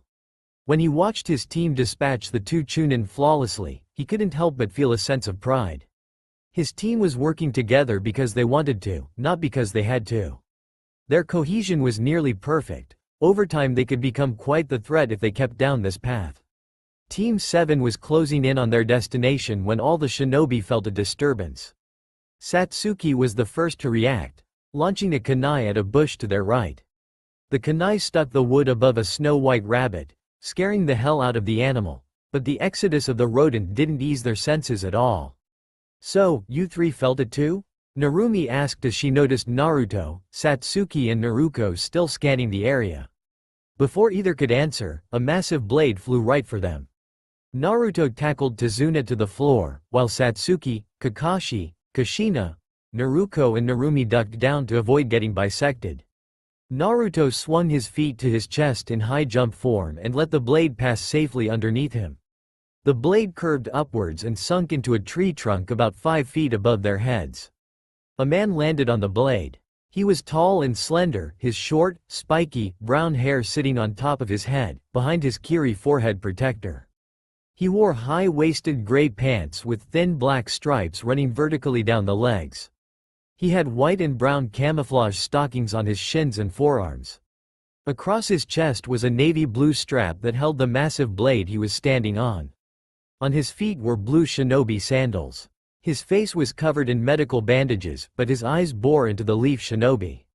"Zabuza Momochi," Kakashi said, recognizing the wielder of the executioner's blade, the demon of the mist. Zabuza let out a deep chuckle that sounded almost demonic. Kakashi of the Sharingan, and Kushina Uzumaki aka the Red Death. Zabuza gave a quick look over the rest of the team, his eyes settling on the blonde with the large sword on his back that was standing up on a tree branch across from him. No wonder the demon brothers failed to take down the bridge builder. Zabuza let out another laugh as Kakashi raised his forehead protector, revealing his Sharingan for the world to see, and Kushina took out her crimson red blade. Kakashi was tense at the arrival of the demon of the mist. "I had my doubts after the 2 Chunin we faced earlier, but this definitely isn't a C-rank mission," Kakashi thought as he scanned the area, looking for potential backup. He noticed a hunter ninja and a small group of kiri shinobi standing about 100 feet away, their eyes fixed on the kiri shinobi. The 2 Chunin flawlessly, he couldn't help but feel a sense of pride. His team was working together because they wanted to, not because they had to. Their cohesion was nearly perfect. Over time they could become quite the threat if they kept down this path. Team 7 was closing in on their destination when all the shinobi felt a disturbance. Satsuki was the first to react, launching a kunai at a bush to their right. The kunai stuck the wood above a snow-white rabbit, scaring the hell out of the animal, but the exodus of the rodent didn't ease their senses at all. "So, you three felt it too?" Narumi asked as she noticed Naruto, Satsuki and Naruko still scanning the area. Before either could answer, a massive blade flew right for them. Hinata tackled Tazuna to the floor, while Satsuki and Kakashi ducked down to avoid getting bisected. Naruto swung his feet to his chest in high jump form and let the blade pass safely underneath him. The blade curved upwards and sunk into a tree trunk about 5 feet above their heads. A man landed on the blade. He was tall and slender, his short, spiky, brown hair sitting on top of his head, behind his kiri forehead protector. He wore high-waisted gray pants with thin black stripes running vertically down the legs. He had white and brown camouflage stockings on his shins and forearms. Across his chest was a navy blue strap that held the massive blade he was standing on. On his feet were blue shinobi sandals. His face was covered in medical bandages, but his eyes bore into the leaf shinobi. "Zabuza Momochi," Kakashi said, recognizing the wielder of the executioner's blade, the demon of the mist. Zabuza let out a deep chuckle that sounded almost demonic. Kakashi of the Sharingan, and Kushina Uzumaki aka the Red Death. Zabuza gave a quick look over the rest of the team, his eyes settling on the blonde with the large sword on his back that was standing up on a tree branch across from him. No wonder the demon brothers failed to take down the bridge builder. Zabuza let out another laugh as Kakashi raised his forehead protector, revealing his Sharingan for the world to see, and Kushina took out her crimson red blade. Kakashi was tense at the arrival of the demon of the mist. "I had my doubts after the 2 Chunin we faced earlier, but this definitely isn't a C-rank mission," Kakashi thought as he scanned the area, looking for potential backup. He noticed a hunter ninja and a small group of kiri shinobi standing about 100 feet away, their eyes fixed on the kiri shinobi. "Give me the bridge builder and I will let you all alive," Zabuza's tone made Narumi's, Satsuki's and Naruko's skin crawl. He had a terrifying presence that seemed to smother them. Before they could panic, Kakashi responded to the missing nin. "That's not gonna happen," Kakashi said as he slid into a fighting stance. "We are shinobi of Konoha and we won't stand by while you or your employer hurt innocent people." Zabuza let out another sinister laugh as he jumped to the ground, pulling out his sword from the tree stump. He pointed the massive blade at the Konoha group. Tazuna hid behind the shinobi, but they were all stunned when a blur of yellow flew towards Zabuza. Naruto slammed his broadsword into Zabuza, who barely was able to block the attack. The Kiri shinobi was knocked into the air and sent bursting out into the water past the forest. "Naruto!" Satsuki yelled, "What the fuck are you doing? It's not every day that you get to fight one of the 7 ninja swordsmen of the mist." Naruto turned back to them with a bloodthirsty smile on his face. "I plan on making the most of this opportunity." Tazuna took the opening to run away and find cover. Naruto jumped off after the demon of the mist, leaving the rest of Team 7 behind. Satsuki and Naruko were about to go after him, but were stopped when a half-dozen shinobi stopped in front of them. "Leave Zabuza to Naruto," Kakashi said as he closed his non-Sharingan eye and pulled out a kunai. "Trust your teammate." Kakashi's words steeled the girl's resolve. The copy ninja had complete faith in Naruto. He knew that no matter what, Naruto would pull out of the fight, so he just had to make sure the girls and Kushina did the same. The two parties looked at each other for a minute, each group daring the other to make a mistake. Before either party attacked, they felt an explosion of chakra coming from two sources. A massive gust of wind shot from the area Naruto and Zabuza went off to, getting everyone's attention as waves, tree branches, and rocks flew past them. "Zabuza-sama," the hunter nin mumbled, feeling a familiar chakra in the distance. Zabuza shot out of the forest like a bullet. He landed about 50 feet off the shore and noticed a 3-inch cut in his sword.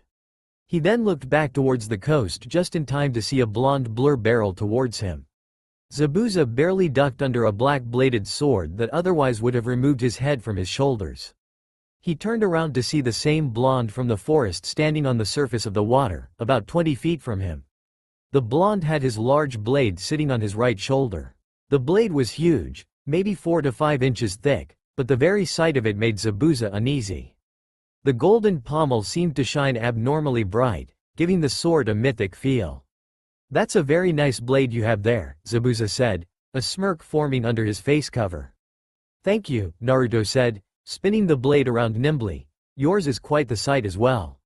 Naruto then let out a dark smirk that sent chills down Zabuza's spine. Zabuza couldn't help but marvel at the beautiful blade in front of him as he turned his attention back to Naruto and spoke. "Hey kid, I never did get your name, what is it?" asked Zabuza, making Naruto smirk. "Remember and remember it well, Zabuza.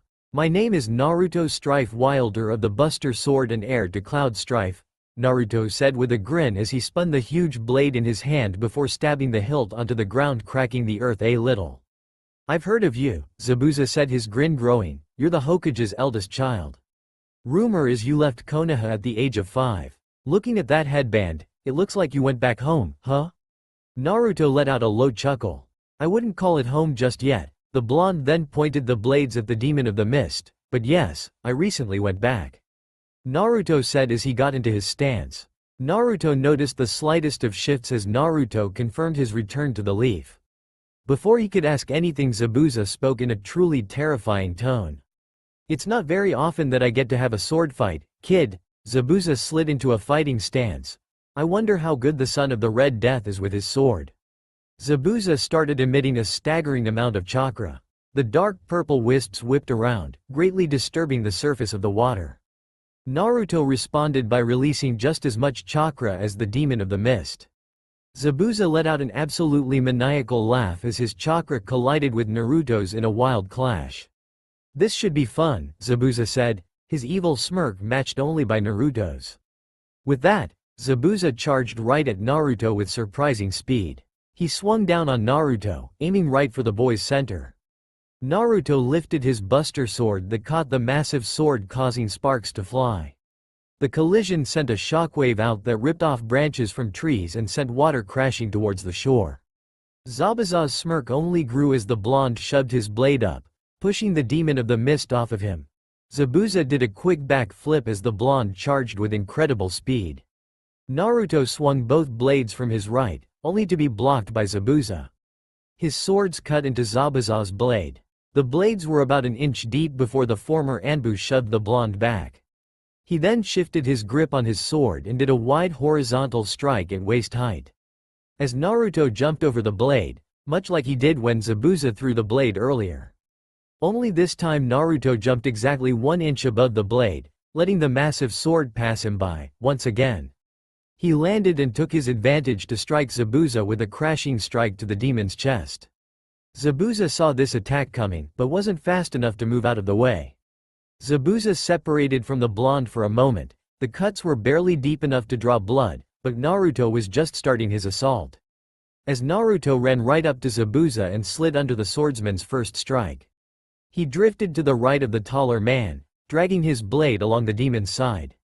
These slashes were much deeper than the first one, both letting a good portion of blood spill out and run down the Kiri shinobi's side.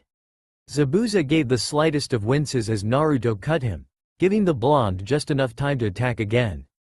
Naruto then spun back around towards Zabuza's face, and slashed upwards across the man's chest.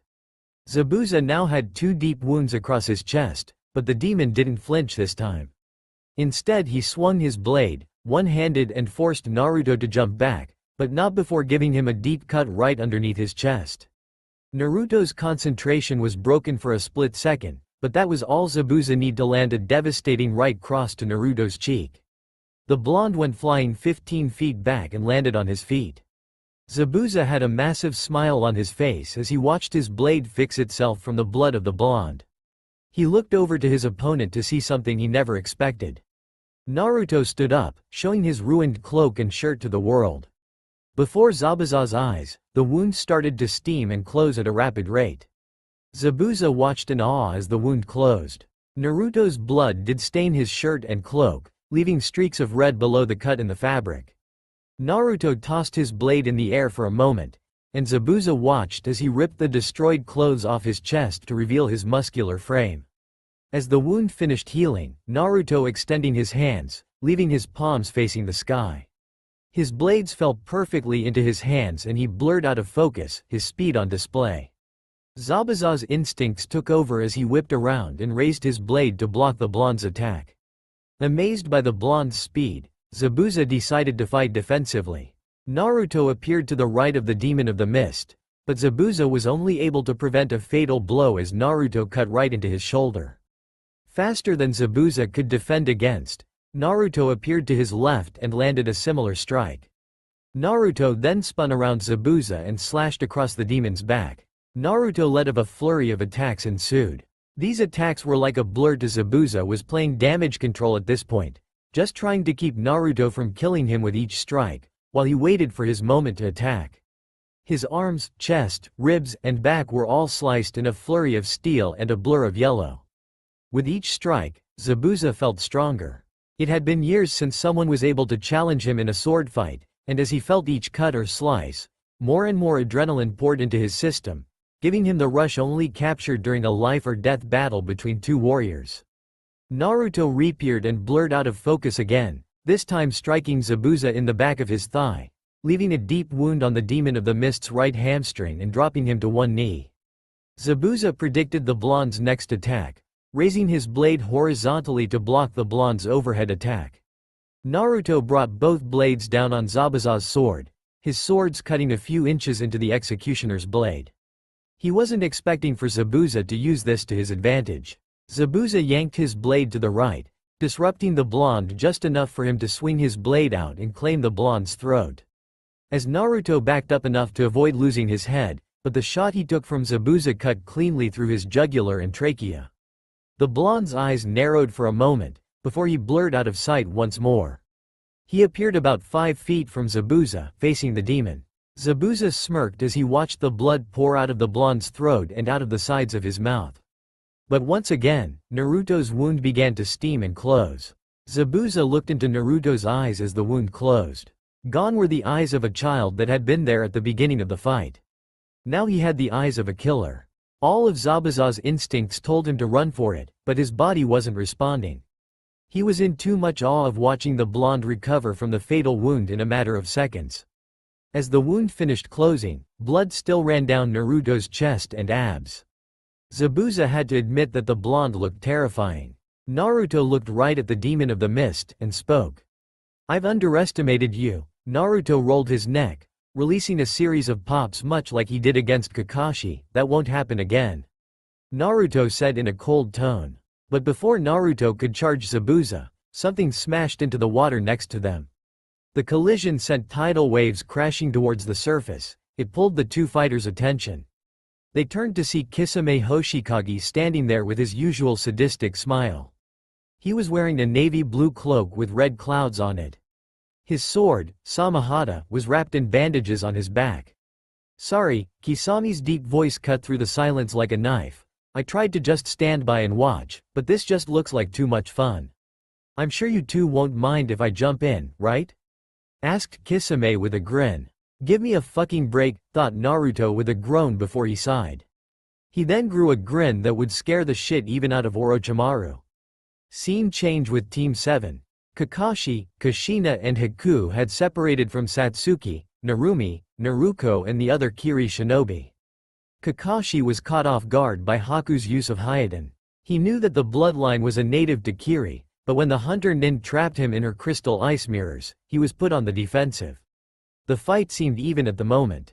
Haku was trying to catch Kakashi off guard, but Kakashi's experience in life or death situations gave him a great advantage, plus Kushina keeping her on the defensive was also helping as well. He was able to keep up with the Hunter Nin's movements and didn't want to tip his hand too early. He noticed the vast amounts of chakra the technique consumed, and decided that he should hold back for the time being and let the enemy wear herself out. Kakashi knew that he might have to help Naruto with Zabuza or help the girls with the other Kiri shinobi, so he needed to conserve his chakra. Satsuki, Naruko and Narumi were a little worse for wear. Satsuki had managed to take down 3 of the Kiri Chunin, and Naruko 2, and Narumi 2, but they were 3 genin facing 8 Chunin. They were outmatched. Their teamwork and training with Naruto helped narrow the gap, but they were fast approaching their limit, and had only taken out a third of the enemies in front of them. Narumi had a few cracked ribs, Naruko had a few bruises, Satsuki had a few deep cuts on her back. Both the Kiri Chunin and the Leaf Genin were curious about Naruto and Zabuza's fight. They heard the constant clashing of swords and could feel the chakra pressure in the air from the fight, but none of them could tell how the fight was going.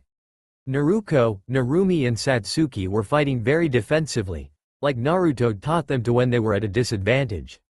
The Kiri Chunin were about to attack again, when there was an eruption of chakra sent everyone flying. The 3 girls recognized a portion of the chakra as Naruto's, another portion likely belonged to Zabuza, but there was a third presence that was equal to Naruto's. They were barely able to stand under the pressure, but the wave of golden chakra that sliced right through the trees along the shore nearly killed the Kiri shinobi. They got a clear view of a now shirtless Naruto, who had blood all over his chest. To his right was Zabuza, who had numerous injuries all over his body, but none of them seemed to bother him in the slightest. The third figure was another man, wearing a navy blue cloak with red clouds on it. He had an absolutely massive sword on his back, that seemed to be alive when the dojutsu heiresses looked at it with their bloodlines. "THTH, that's Kisame." One of the Chunin shouted in horror, "We need to get out of here now." All of the Chunin seemed ready to shit themselves as they picked up their downed comrades and ran off as fast as they could. The girls wanted to go and help Naruto, but they were terrified. Neither of them had ever experienced this much chakra being released, and their bodies shut down under the smothering presence. All they could do was watch helplessly as Naruto, Zabuza, and Kisame all stared each other down, Kisame and Naruto having petrifying grins on their faces. Kakashi, Kushina and Haku felt the chakra explosion, but refused to lose focus on their opponent. Kakashi trusted Naruto, but the third presence he felt was on par with his and Zabuza's. "I'm trusting you," Naruto, Kakashi thought before looking back to his opponent. Kakashi was about to attack when the ice mirrors from Haku's attack formed a complete dome. Kakashi had a bad feeling about his position, but for some reason he couldn't teleport out. "Welcome to my domain," Kakashi-san, Kushina-san, Haku said as dozens of her appeared around the dome. This is the final form of my crystal ice mirrors. I am using my chakra to create a separate area that is sealed off from the outside world. This technique has effectively disrupted the teleportation jutsu you had in your back pocket. Now I will end this. The countless Hakus all formed Senbon out of ice and launched them towards Kakashi. Damn it, I should have started back training, thought Kushina as she readied herself, gripping her katana tightly. Well, this might be a little harder than I thought, Kakashi thought as he ran through hand signs. Change scene: Naruto vs Zabuza vs Kisame. Hoshigaki, Kisame, Zabuza said as he eyed his fellow swordsman, what are you doing here? Zabuza's tone was extremely hostile. Before him was the lone member of the 7 ninja swordsmen that was stronger than him. Kisame Hoshigaki wields the strongest of the blades, Samahata. Zabuza and Kisame had clashed in the past, the outcome ending in Kisame's favor. What? Kisame said innocently, I can't visit my fellow ninja swordsman and make him an offer? Kisame said, his tone made Zabuza uneasy. What are you talking about? Zabuza noticed that his blonde opponent was interested in Kisame's words as well as Kisame spoke. You see, my group is looking for some select individuals that can help us achieve our goals, Kisame said, his grin growing. I figure you might be a little weak, but you have a tendency to fight better against stronger opponents. I still have the scars from our last bout. Kisame rubbed a spot on his ribs, while Zabuza gripped his blade tighter as he growled out. Fuck off, Hoshigaki, I'm not interested in joining you fraternity of misfits, Zabuza spat. You don't even know anything about our group, yet you rush to judgment. Kisame let out a low laugh as he eyed his fellow swordsman. All I need to know is that you are in it. You're the one person from the blood mist with a higher body count than me. Kisame laughed at Zabuza again. Good times, Kisame growled. How about this? He said, trying to offer. I'll kill this blonde brat and his friends fighting those Chunin, and then I'll beat you within an inch of your life and drag you back with me, Kisame threatened. Kisame released a massive amount of chakra. Zabuza released a staggering amount of chakra, though it was still sizably less than Kisame. Naruto, who had been silent the entire time, released the same amount of chakra as Kisame, surprising both swordsmen. I guess there really is no holding back anymore, huh, Zabuza-san? Naruto said cheekily before his face got serious. Oh, Kisame said, now donning an evil smirk as he turned to Naruto, this might be more fun than I expected. Yano, I never thought that I would use this blade, but you're forced my hand, Naruto exclaimed before pulling out a scroll that had the sealing of death written on it in blood red. The scroll, still rolling in the air, suddenly exploded in a poof as it fell into Naruto's hands. Zabuza and Kisame, seeing this massive blade, eyes went wide as they both shook in fear. TT, that how? Do you have that sword? Shouted Kisame in shock as him and Zabuza looked in complete and utter horror. The Dragon Slayer sword, Zabuza whispered before gripping his sword tightly. Naruto let out a maniacal laugh as he pointed a blade at each of his opponents. Kami must be smiling down on me today. A truly terrifying grin settled on Naruto's face. To fight not one, but 2 of the 7 ninja swordsmen. Shall we? Kisame drew Samahata and Zabuza rose his blade. Naruto flipped the grip of his swords, so the blades were pointing out to the sides. Naruto swung his blades, sending a crescent of bright gold chakra at the older swordsman. Zabuza jumped over it, while Kisame cut right through the center of it. The crescent sent at Zabuza cut right through the trees on the coast, clearing a view for the 3 girls to see Naruto. Naruto was too focused on his battle to notice the worried expressions on his teammates' faces. On an instinct, he turned and blocked a strike that would have cut him in half horizontally. Kisame gave a smile as he pushed Naruto back a few feet. Naruto shoved Kisame's blade back and went for a kick to the man's ribs, but had to dodge a strike that would have cut through him and Kisame. Zabuza's sword collided with Kisame's, dark purple chakra rolling off of him. Both men made eye contact for a moment, then Naruto appeared in between both. The only hint that he moved was a disturbing sound that neither Kisame or Zabuza would ever forget. Naruto kicked out, nailing Zabuza under the chin with a front kick, and Kisame in the cheek with a back kick. Both swordsmen flew back a few feet as Naruto landed in between them. Before Kisame could react, Naruto disappeared again, making that blood-chilling sound again, as he appeared in front of the strongest ninja swordsman. Naruto brought his right sword, Shinigami, up in a diagonal slashing motion, which Kisame barely managed to block. He then spun around in a half-circle, shoving off Samahata and stabbing Kisame in the ribs with his left sword, Izanami. Naruto buried the blade to the hilt, the sword cutting through many of Kisami's internal organs. Naruto then teleported behind Kisame and kicked him in the back of the head, sending the bleeding swordsman right at Zabuza. Zabuza looked ready to land a killing blow, but Kisame made a hand sign and yelled, "Sweden! Water shockwave!" Kisame then shot a ridiculous amount of water from his mouth, creating a tidal wave that was over 50 feet tall. Naruto jumped into the air to avoid the wave, as did Zabuza. Kisame decided to attack Naruto, appearing in front of the blonde in a blur of blue. Naruto was barely able to block the overhead strike, but was sent flying towards the surface of the water. He broke through the surface and Kisame fell back to the surface. As Kisame landed, he made another hand sign and slammed his right hand on the surface of the water. Sweden! 1,000 hungry sharks. A wave of sharks swarmed towards Naruto, all of them swimming at breakneck speeds towards the blonde. Naruto looked up to see the horde of sharks and extended his arms. A golden vector appeared in front of his fists. It was about 5 feet in diameter, but released an earth-shattering wave of sheer force that blasted back the wave of sharks as well as a large proportion of water. Kisame and Zabuza were locked in a deadlock when the water behind them erupted like a volcano. Naruto shot out of the gap in the water like a missile. He stopped about 20 feet above the surface of the water, tossed his swords to the side, and slammed his hands together in an ox sign. Rantan!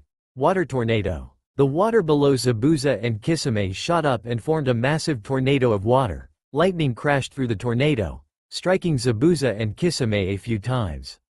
With Zabuza and Kisame getting caught in the center of the tornado, Naruto slammed his hands together again and shouted, "Sweden! Great Dragon Bullet!" Naruto then spat out 10 streams of water, each about a foot thick. The streams each pierced into the tornado. 2 streams found each of the swordsmen, both of them blocking the shot with their swords.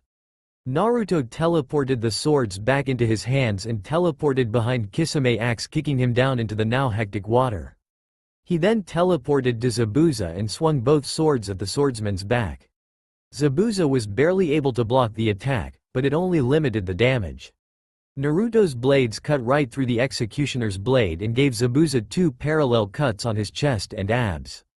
Before Zabuza could regain his bearings, Naruto teleported behind the swordsman and slashed a nice deep X into the demon's back.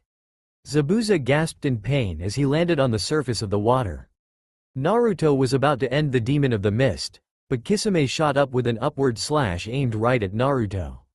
The blonde teleported away, giving himself some space from the 2 Kiri swordsmen. Zabuza did the same, giving himself some breathing room from Kisame and Naruto. "You're good, kid," Kisame said as he pulled off the remains of his tattered cloak, leaving only his skin-tight undershirt which had a few cuts in it. Samahata healed the wounds on its wielder as Naruto sat back catching his breath. "I can tell that isn't the 4th Hokage's technique. Mind filling in the blanks there?"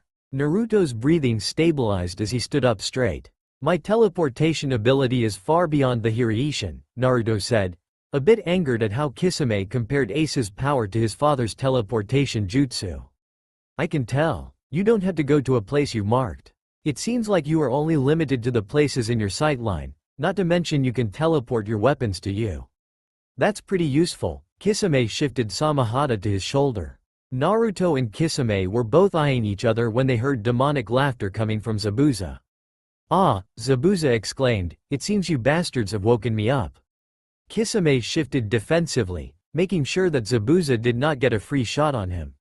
"You ever hear why I'm called the Demon of the Mist, kid?" Zabuza said, his chakra signature rapidly growing. Naruto and Kisame watched as purple chakra oozed from the demon's wounds and slowed his bleeding. Zabuza let out another laugh as Naruto eyed him. Kisame decided to answer. "The more damage Momochi takes, the more adrenaline his body produces." Kisami's eyes were bloodshot and his grin seemed larger than ever. "He is called the Demon of the Mist because the closer he gets to death, the stronger he gets." Zabuza let out another maniacal laugh as he dragged his blade across the open wound on his chest. The blade fixed itself with its wielder's blood. "I haven't felt this since I nearly killed the Mizukage." Zabuza's mask flew off to show his shark-like teeth and a massive smile. "I'll show you why I'm known throughout the elemental nations." Zabuza raised his blade in the air and made a hand sign with his other hand. Ninpo. Hidden mist jutsu. A thick, chakra-filled mist started to cover the area, distorting Naruto's chakra sensing and not allowing him to see his surroundings. Naruto felt his instincts take over as he raised his blades to the side, blocking Kisame with his right sword, Shinigami and Zabuza with his left sword, Izanami. He then jumped slightly into the air, allowing the two larger blades to meet underneath him. Naruto tried to land kicks to his opponents, much like he did earlier in the fight, but didn't connect. Instead, he felt the two blades slam into him, Samahata shredding his chest, while the executioner's blade cut deep into his back. Naruto then ducked under another strike from Zabuza and heard it connect with Kisami's chest. Zabuza then went on a rampage, cutting both Naruto and Kisame in a fury of steel and blood. Naruto tried to teleport away, but Zabuza heard him appear and instantly zeroed in on him. Naruto felt Samahata shred his left shoulder and the executioner's blade cut off his right arm. Naruto acted on instinct and jumped into the air. He made a one-handed sign and yelled, "Futon, great breakthrough." The hidden mist jutsu dispersed to show Zabuza and Kisame slashing at each other. Zabuza currently outmaneuvering Kisame. Samahata had busted out of its bandages while Zabuza was covered in Kisame and Naruto's blood.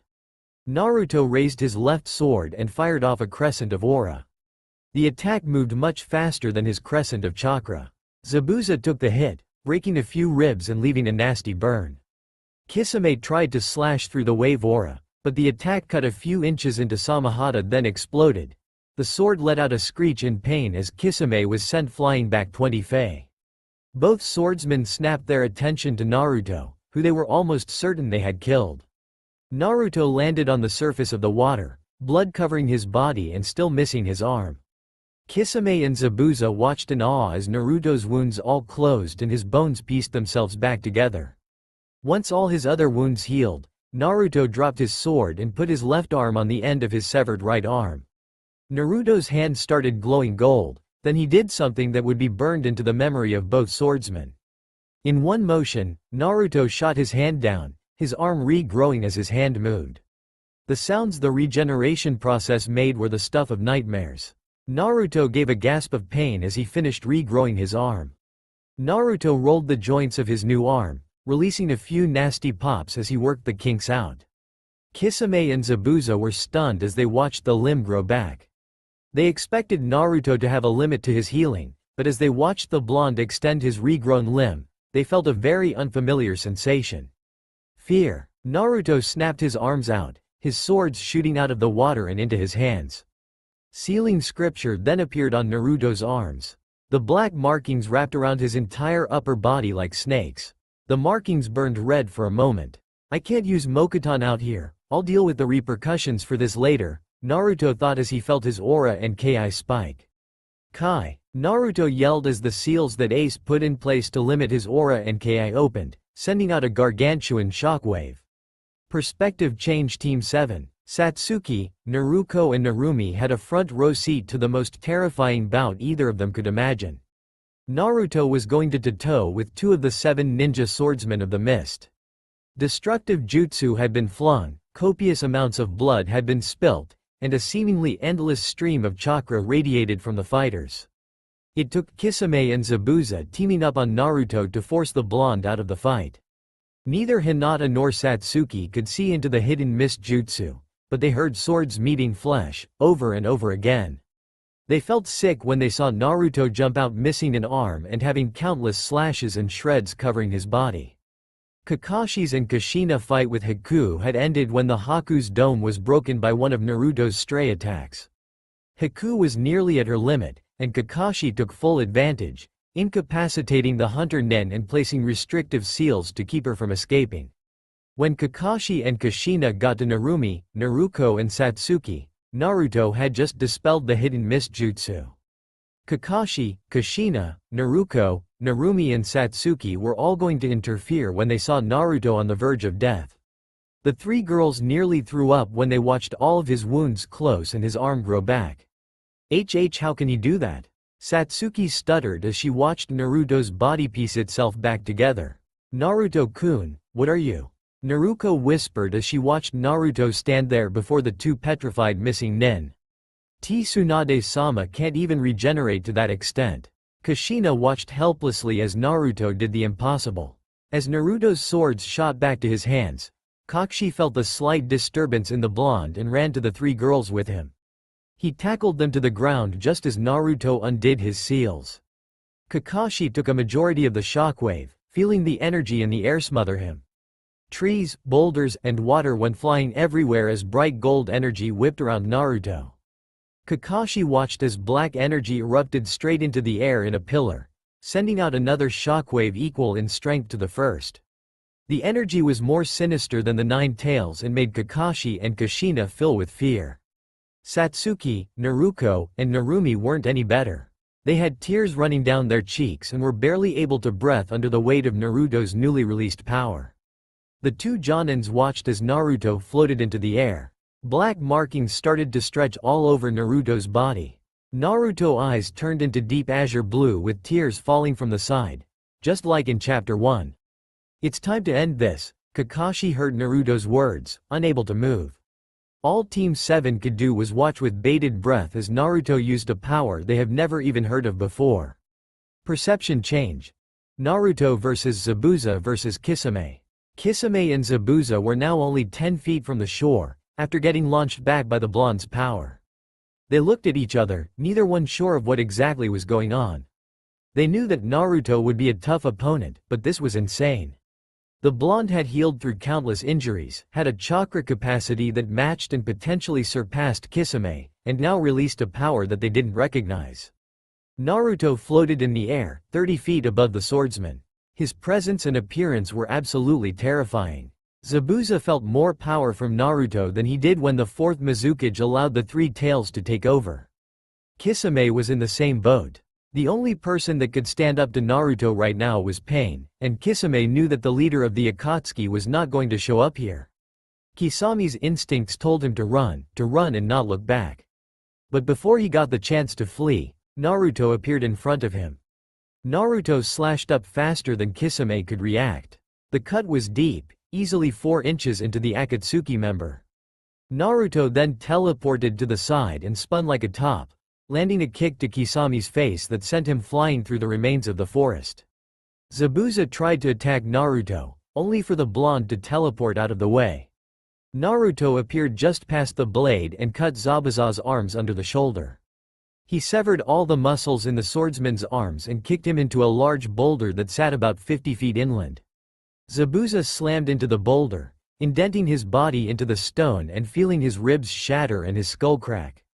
Naruto appeared in front of the demon and stabbed his swords into Zabuza's hands, keeping them extended. The blonde then opened his palms again and his knives appeared in his hand. They had been cut off when Zabuza landed the first strike. Naruto stabbed the swordsman through the feet, pinning Zabuza's last 2 limbs to the rock. Zabuza let out screams of agony as Naruto pinned him there. He looked up to glare at the blonde, but when he met Naruto's eyes, everything went black. Having incapacitated Zabuza, Naruto went hunting for Kisame. With Kisame. As Kisame turned around, Naruto grabbed him by the throat, crushing his trachea and threw him into the air. Samahata went to work immediately, fixing its wielder's throat. Kisame didn't have enough time to react as he heard Naruto teleport above him. Naruto wound up an axe kick that connected with Kisame's spine. The swordsman went screaming to the ground, only for Naruto to teleport there first. Naruto punched Kisame before he could reach the ground, knocking out a few teeth and breaking the man's jaw. As Kisame flew helplessly through the air, Naruto teleported to him again, this time kicking the wounded missing nin up into the air. Kisame was caught by Naruto while they were 50 feet in the air, and Naruto whipped the man by his ankles, sending him on a one-way trip to the forest floor. Kisame shattered the ground, leaving a massive crater where he landed.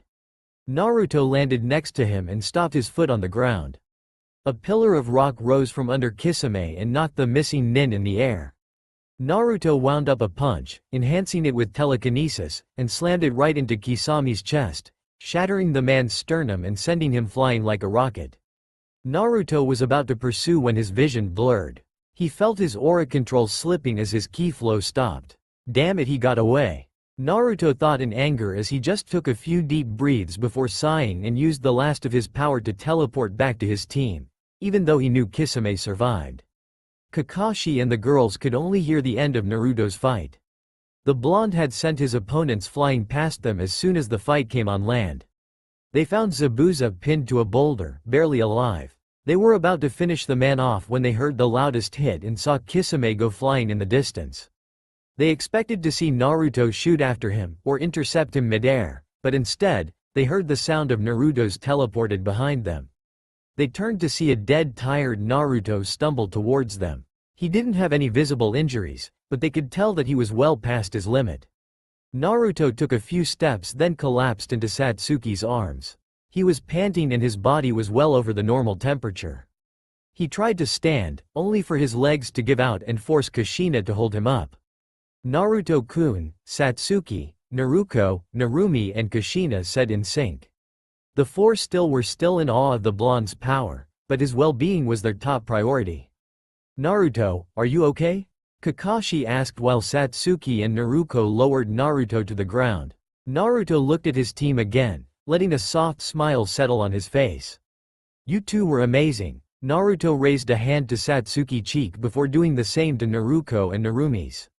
For you two to hold off 6 Chunin is remarkable, said Naruto, giving them a gentle smile, making the girls blush as the girls looked down at him with sad smiles as tears of relief ran down their cheeks. Hey, don't cry, Naruto said as he laughed a bit. I did this to myself, so now you two are gonna have to finish the mission without me. Give Tazuna some shit for me, said Naruto with a chuckle as the girls couldn't help but laugh at that. Naruto motioned for Kakashi to come over, making him knelt down next to him as the blonde began to speak. Kakashi-sensei, don't kill them, Naruto started, but before Kakashi could speak he continued. I know that they did some bad things in the past, but I can tell that they truly have a good heart. Well, except for Zabuza and Kisame, but for the girl over there I can definitely tell that she is a good person. Naruto finished, surprising Kakashi a great deal. What? Kakashi was caught off guard by Naruto's request, but he was about to say until he was cut off by Naruto. No, I could tell that they weren't bad people, they are just in a bad spot. Heal their major injuries but keep seals on them until I wake up. I want to talk to them, said Naruto as Kakashi looked at Naruto skeptically, but eventually relented. I trusted you in the fight, there is no reason for me to doubt you know. Kakashi saw Naruto give a small smile as he thanked him. Oh, gomenasai, I just overdid it. I can't use that power for that long, Naruto said tiredly as he began to cough. His body ached like a motherfucker as he once again began to speak. Listen to me, I will likely be out for a few days. It will take my body some time to recover. Kisame won't be bothering us anymore, so continue with the mission.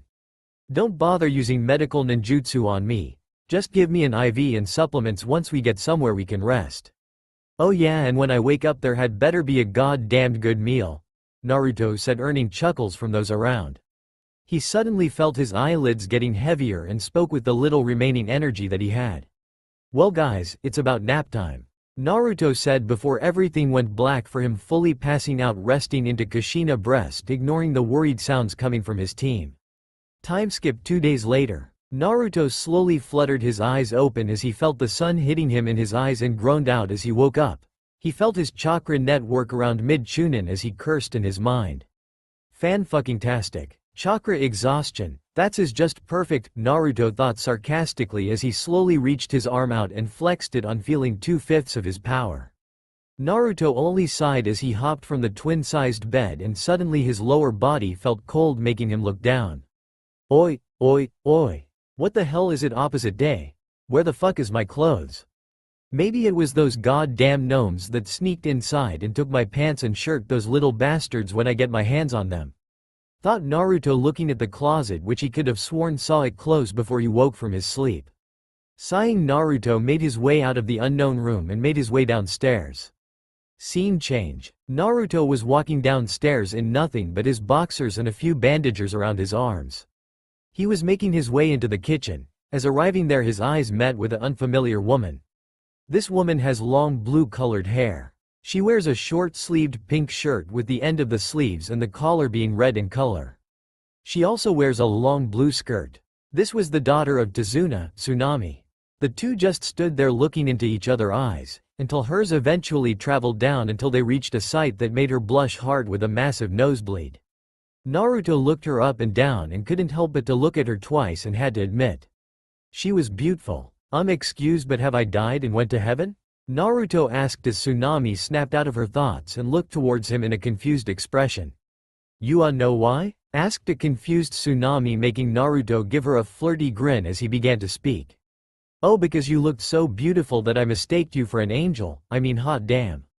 You're the literal definition, Georges. Your husband must be an really lucky guy to get himself such an attractive lady like yourself, said Naruto as Tsunami didn't know why, but she could feel her face heat up at the compliment. Oh, thank you for the compliment, but I don't have a husband, Tsunami said, stuttering. What the hell was wrong with her? She never felt like this before. It was a totally different experience for her. Someone has never made her blush to this degree, and yet he was doing it with just his words. You don't have a husband? Then what the hell is wrong with these men here? Are they gay or something? Yelled a confused Naruto, causing her giggle and blush. No, I did have an husband, but unfortunately he died because of Gato, said Tsunami as she put her hand to her mouth to try and stop her tears that was leaking from her eyes. Naruto, seeing this, walked over to her as he was his full height, with him being 5 inches 11 and her being 5 inches 8. Naruto suddenly wrapped her into a hug, as she felt his warm embrace and couldn't help but snuggle into his chest.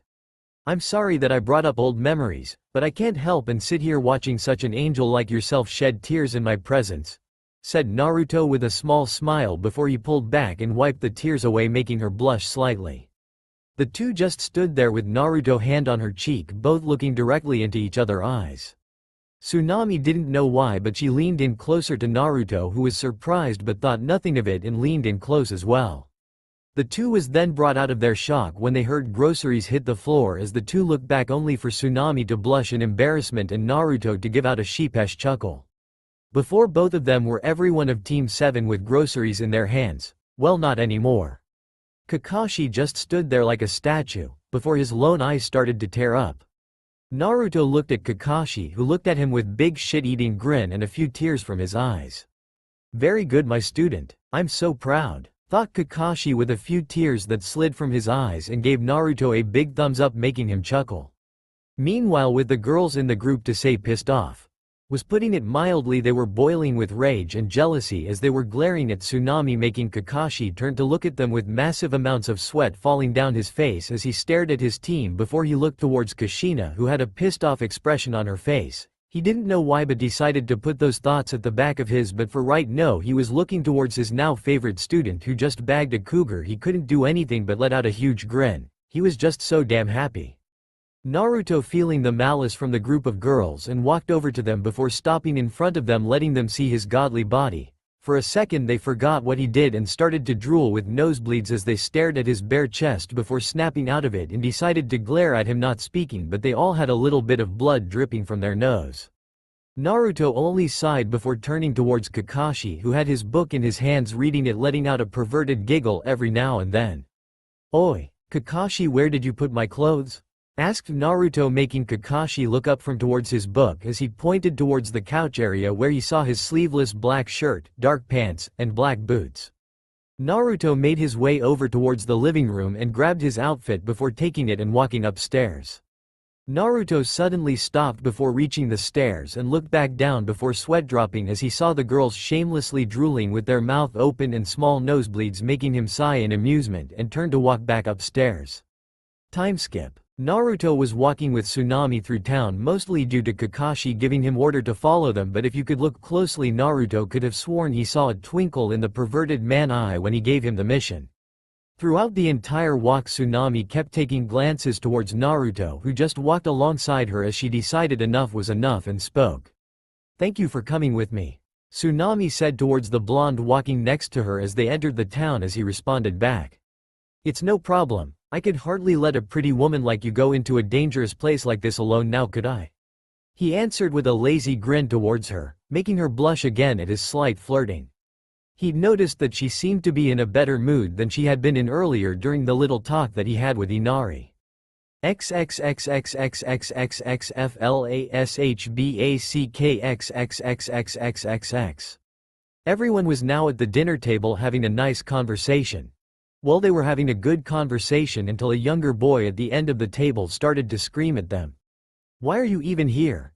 You're all acting so happy and having fun when you're all going to get killed by Gato," said a angry Inari who was now glaring daggers at the team as he continued. "You all probably live in a big house with food and a family waiting for you. But Gato killed my father and we had to go hungry sometimes," shouted the enraged kid with a scowl on his face. Everyone then felt the pressure in the room getting colder as they all turned towards Naruto, whose eyes were cold and hard as steel, making them shiver under the intense gaze as he spoke. "Kid, you better watch who you say that to. My life have been full of hardships. You don't know anything about suffering. Have you ever been kicked out of your own house in the cold? Have you ever had your father and mother ignore you because of a silly prophecy from a dumbass with a goofy-looking toad? Have you ever come home only for your entire existence to be ignored by your so-called family number? Then I guess not. Wake up to reality. You think that you have it hard here? Where you sleep in a warm bed and get a meal 3 to 4 times a day. While there are kids out there who have lost both of their parents and are in orphanages, while you sit here and bitch and moan about what pain feels like. Tell me," finished Naruto angrily as he balled his fist up so hard that it drew blood, and got from his seat, making his way from the door, his hair covering his eyes as he spoke. "Tsunami, the food was great but I lost my appetite. I'm going out for a bit to blow off some steam, so don't follow me," said Naruto hollowly, his voice filled with covered rage and sadness as he left the house, closing the door with a soft thud. The others in the house have various emotions. Inari ran up to his room. Tazuna looked towards Naruto in pity. Kakashi looked at the door where Naruto left and clenched his fist in sadness. Tsunami looked ready to cry as she stared at the door in shock and sadness. Mito and Narumi were openly crying sitting there. Satsuki was angry at his family as she looked towards the Namikaze trio, and Kushina was now fully crying, more guilt eating at her heart. Is that truly what Naruto-kun went through? But he's such a nice guy in his own family. Though Satsuki with anger clenching her fist as she glared at the Namikaze family, not realizing that she added kun to his name. Naruto-kun, thought Kushina in sorrow as she stared at the door where Naruto left. XXXXXXXFLASHBACKENDXXXXXXX. Walking through, Naruto was observing the state of the town as they moved through it, and noted that it was in a sad state indeed. There were people just sitting in the streets, looking absolutely hopeless and clearly too hungry to even stay standing for very long. He was drawing some fearful looks due to his style of dress and the sword, but the fact that he was walking peacefully next to Tsunami seemed to calm them down. Most people never even glanced at the Konoha forehead protector strapped to his thigh. As they made their way to a store that sold food, he could see clearly that the only food it had available was of poor quality and sold at obviously inflated prices. His respect for Tsunami's cooking went up a few notches. He had no idea how she had managed to make food that still tastes good with such poor quality materials. They had bought everything that Tsunami had picked out by now and were making their way down the street. "So Naruto, was everyone like that in Konoha?" asked Tsunami, hopeful, who was walking beside Naruto, who gave a small smile before speaking. "No, not everyone. An old ramen stand owner and his young daughter were very kind to me, and some other people that bothered to talk to me at least treated me like anyone else. In my experience, a person can be very intelligent and brave, but people as a group are often barely any better than animals. Worse sometimes, since animals at least aren't likely to do much harm," said Naruto, who was smiling at the small ramen shop that was owned by the father-daughter duo. Tsunami, seeing his smile, couldn't help but smile at his smile. It seemed weird but contagious as well. The two was walking down the street. Time had lapsed into silence for a few minutes, each lost in their own thoughts, until Naruto felt a small tug on his coat. Looking down, he saw a small and dirty girl who couldn't be more than 6 years old holding onto his coat. She looked terrified that he would be angry at her, but the growling of her stomach, which he could hear clearly, had made her desperate enough to approach. She had apparently seen that he was looking much healthier than anyone else here and was hoping that he would give her something. "Do you have any food, mister?" she asked timidly while cupping her hands in front of her hopefully. Looking at the small girl, Naruto was reminded of himself at that age. Giving her a smile, but not to showing her his teeth, Naruto reached into his coat towards one of the seals and pulled out some apples and some nutrient bars and gave it to the little girl. When he deposited the food into her hands, the small girl gave a bright smile and thanked him before running off towards the small broken-looking house.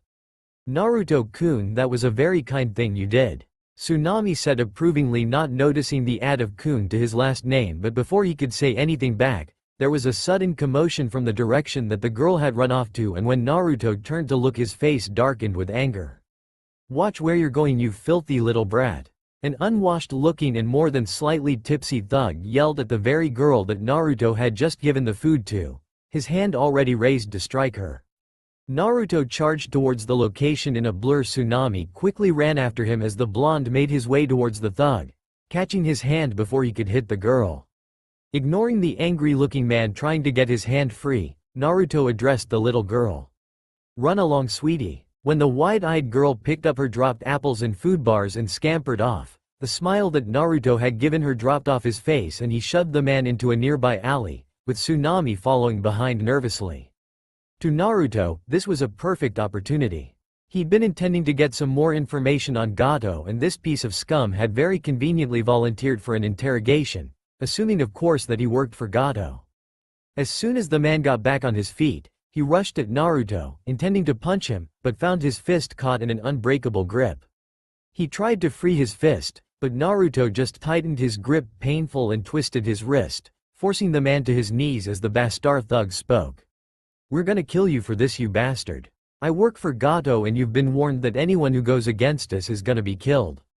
The man spat angrily. Naruto looked at him coldly and bared his teeth into a menacing smile. The idiot had just spared him the trouble of finding out whether he worked for Gato or not. "Tell me what Gato is planning to do about the bridge builder and you might just leave with an intact body," he demanded as the man only said 2 words. "Fuck you," the man said angrily, twisting and turning trying to get his hand free as Naruto just shook his head in disappointment. "Wrong answer," Naruto stated as Naruto kept tightening his grip until the bones in his fist were crushed, causing the man to scream. Predictably, nobody came to check what was going on, being too scared to get caught up in anything dangerous. "You've got plenty of bones left. I'm going to keep breaking them until you answer me," Naruto stated coldly and without the slightest shred of sympathy. The man's finally broke and he started talking. "He's just going to wait for that ninja he's hired to get better and let him take care of it now. Please let me go," the man said with tears coming from his eyes, looking at Naruto with hope in his eyes. "Is there anything else?" asked Naruto as the man hesitated a bit before Naruto just squeezed harder until he spoke again. Wait. Okay. He also told us all to gather at a spot several hundred yards away from the bridge a week from now, but I don't know what for." The man quickly started talking before any more of his bones ended up broken. "There, I've told you everything, now let me go," the man said, the crowd holding his broken hand. In a blur, Naruto pulled out one of his kunai and slitted the man's throat, causing him to look at Naruto with fear as the man died, saying 2 words. "You promised," said the man before letting the fresh corpse fall to the ground as he fell dead.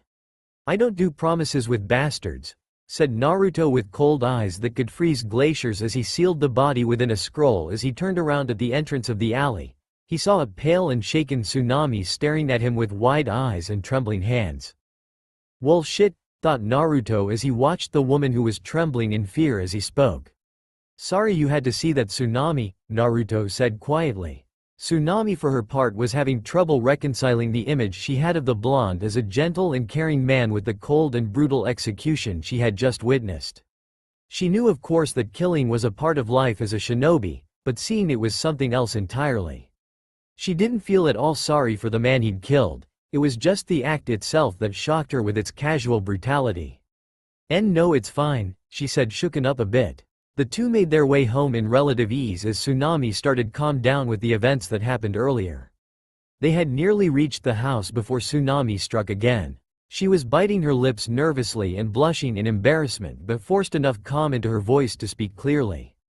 Naruto-san, will you come to my room tonight? Asked a nervously blushing Tsunami as Naruto looked at her in surprise at the request, before his expression turned into a teasing grin again. Well, you are, and if the client wants to have her way with me, as a shinobi under your employ, I simply cannot refuse. Said Naruto playfully, only to receive a slap on the shoulder by a blushing Tsunami. Shut up, Baka. I just wanted to thank you for walking with me, said an embarrassed Tsunami as Naruto chuckled. By this time they had reached the house. Naruto and Tsunami went inside to put away all the groceries. After putting up the groceries, Naruto headed off for the forest where the rest of Team 7 was training. That's all for my now. If you enjoy, then please like, share and do comments.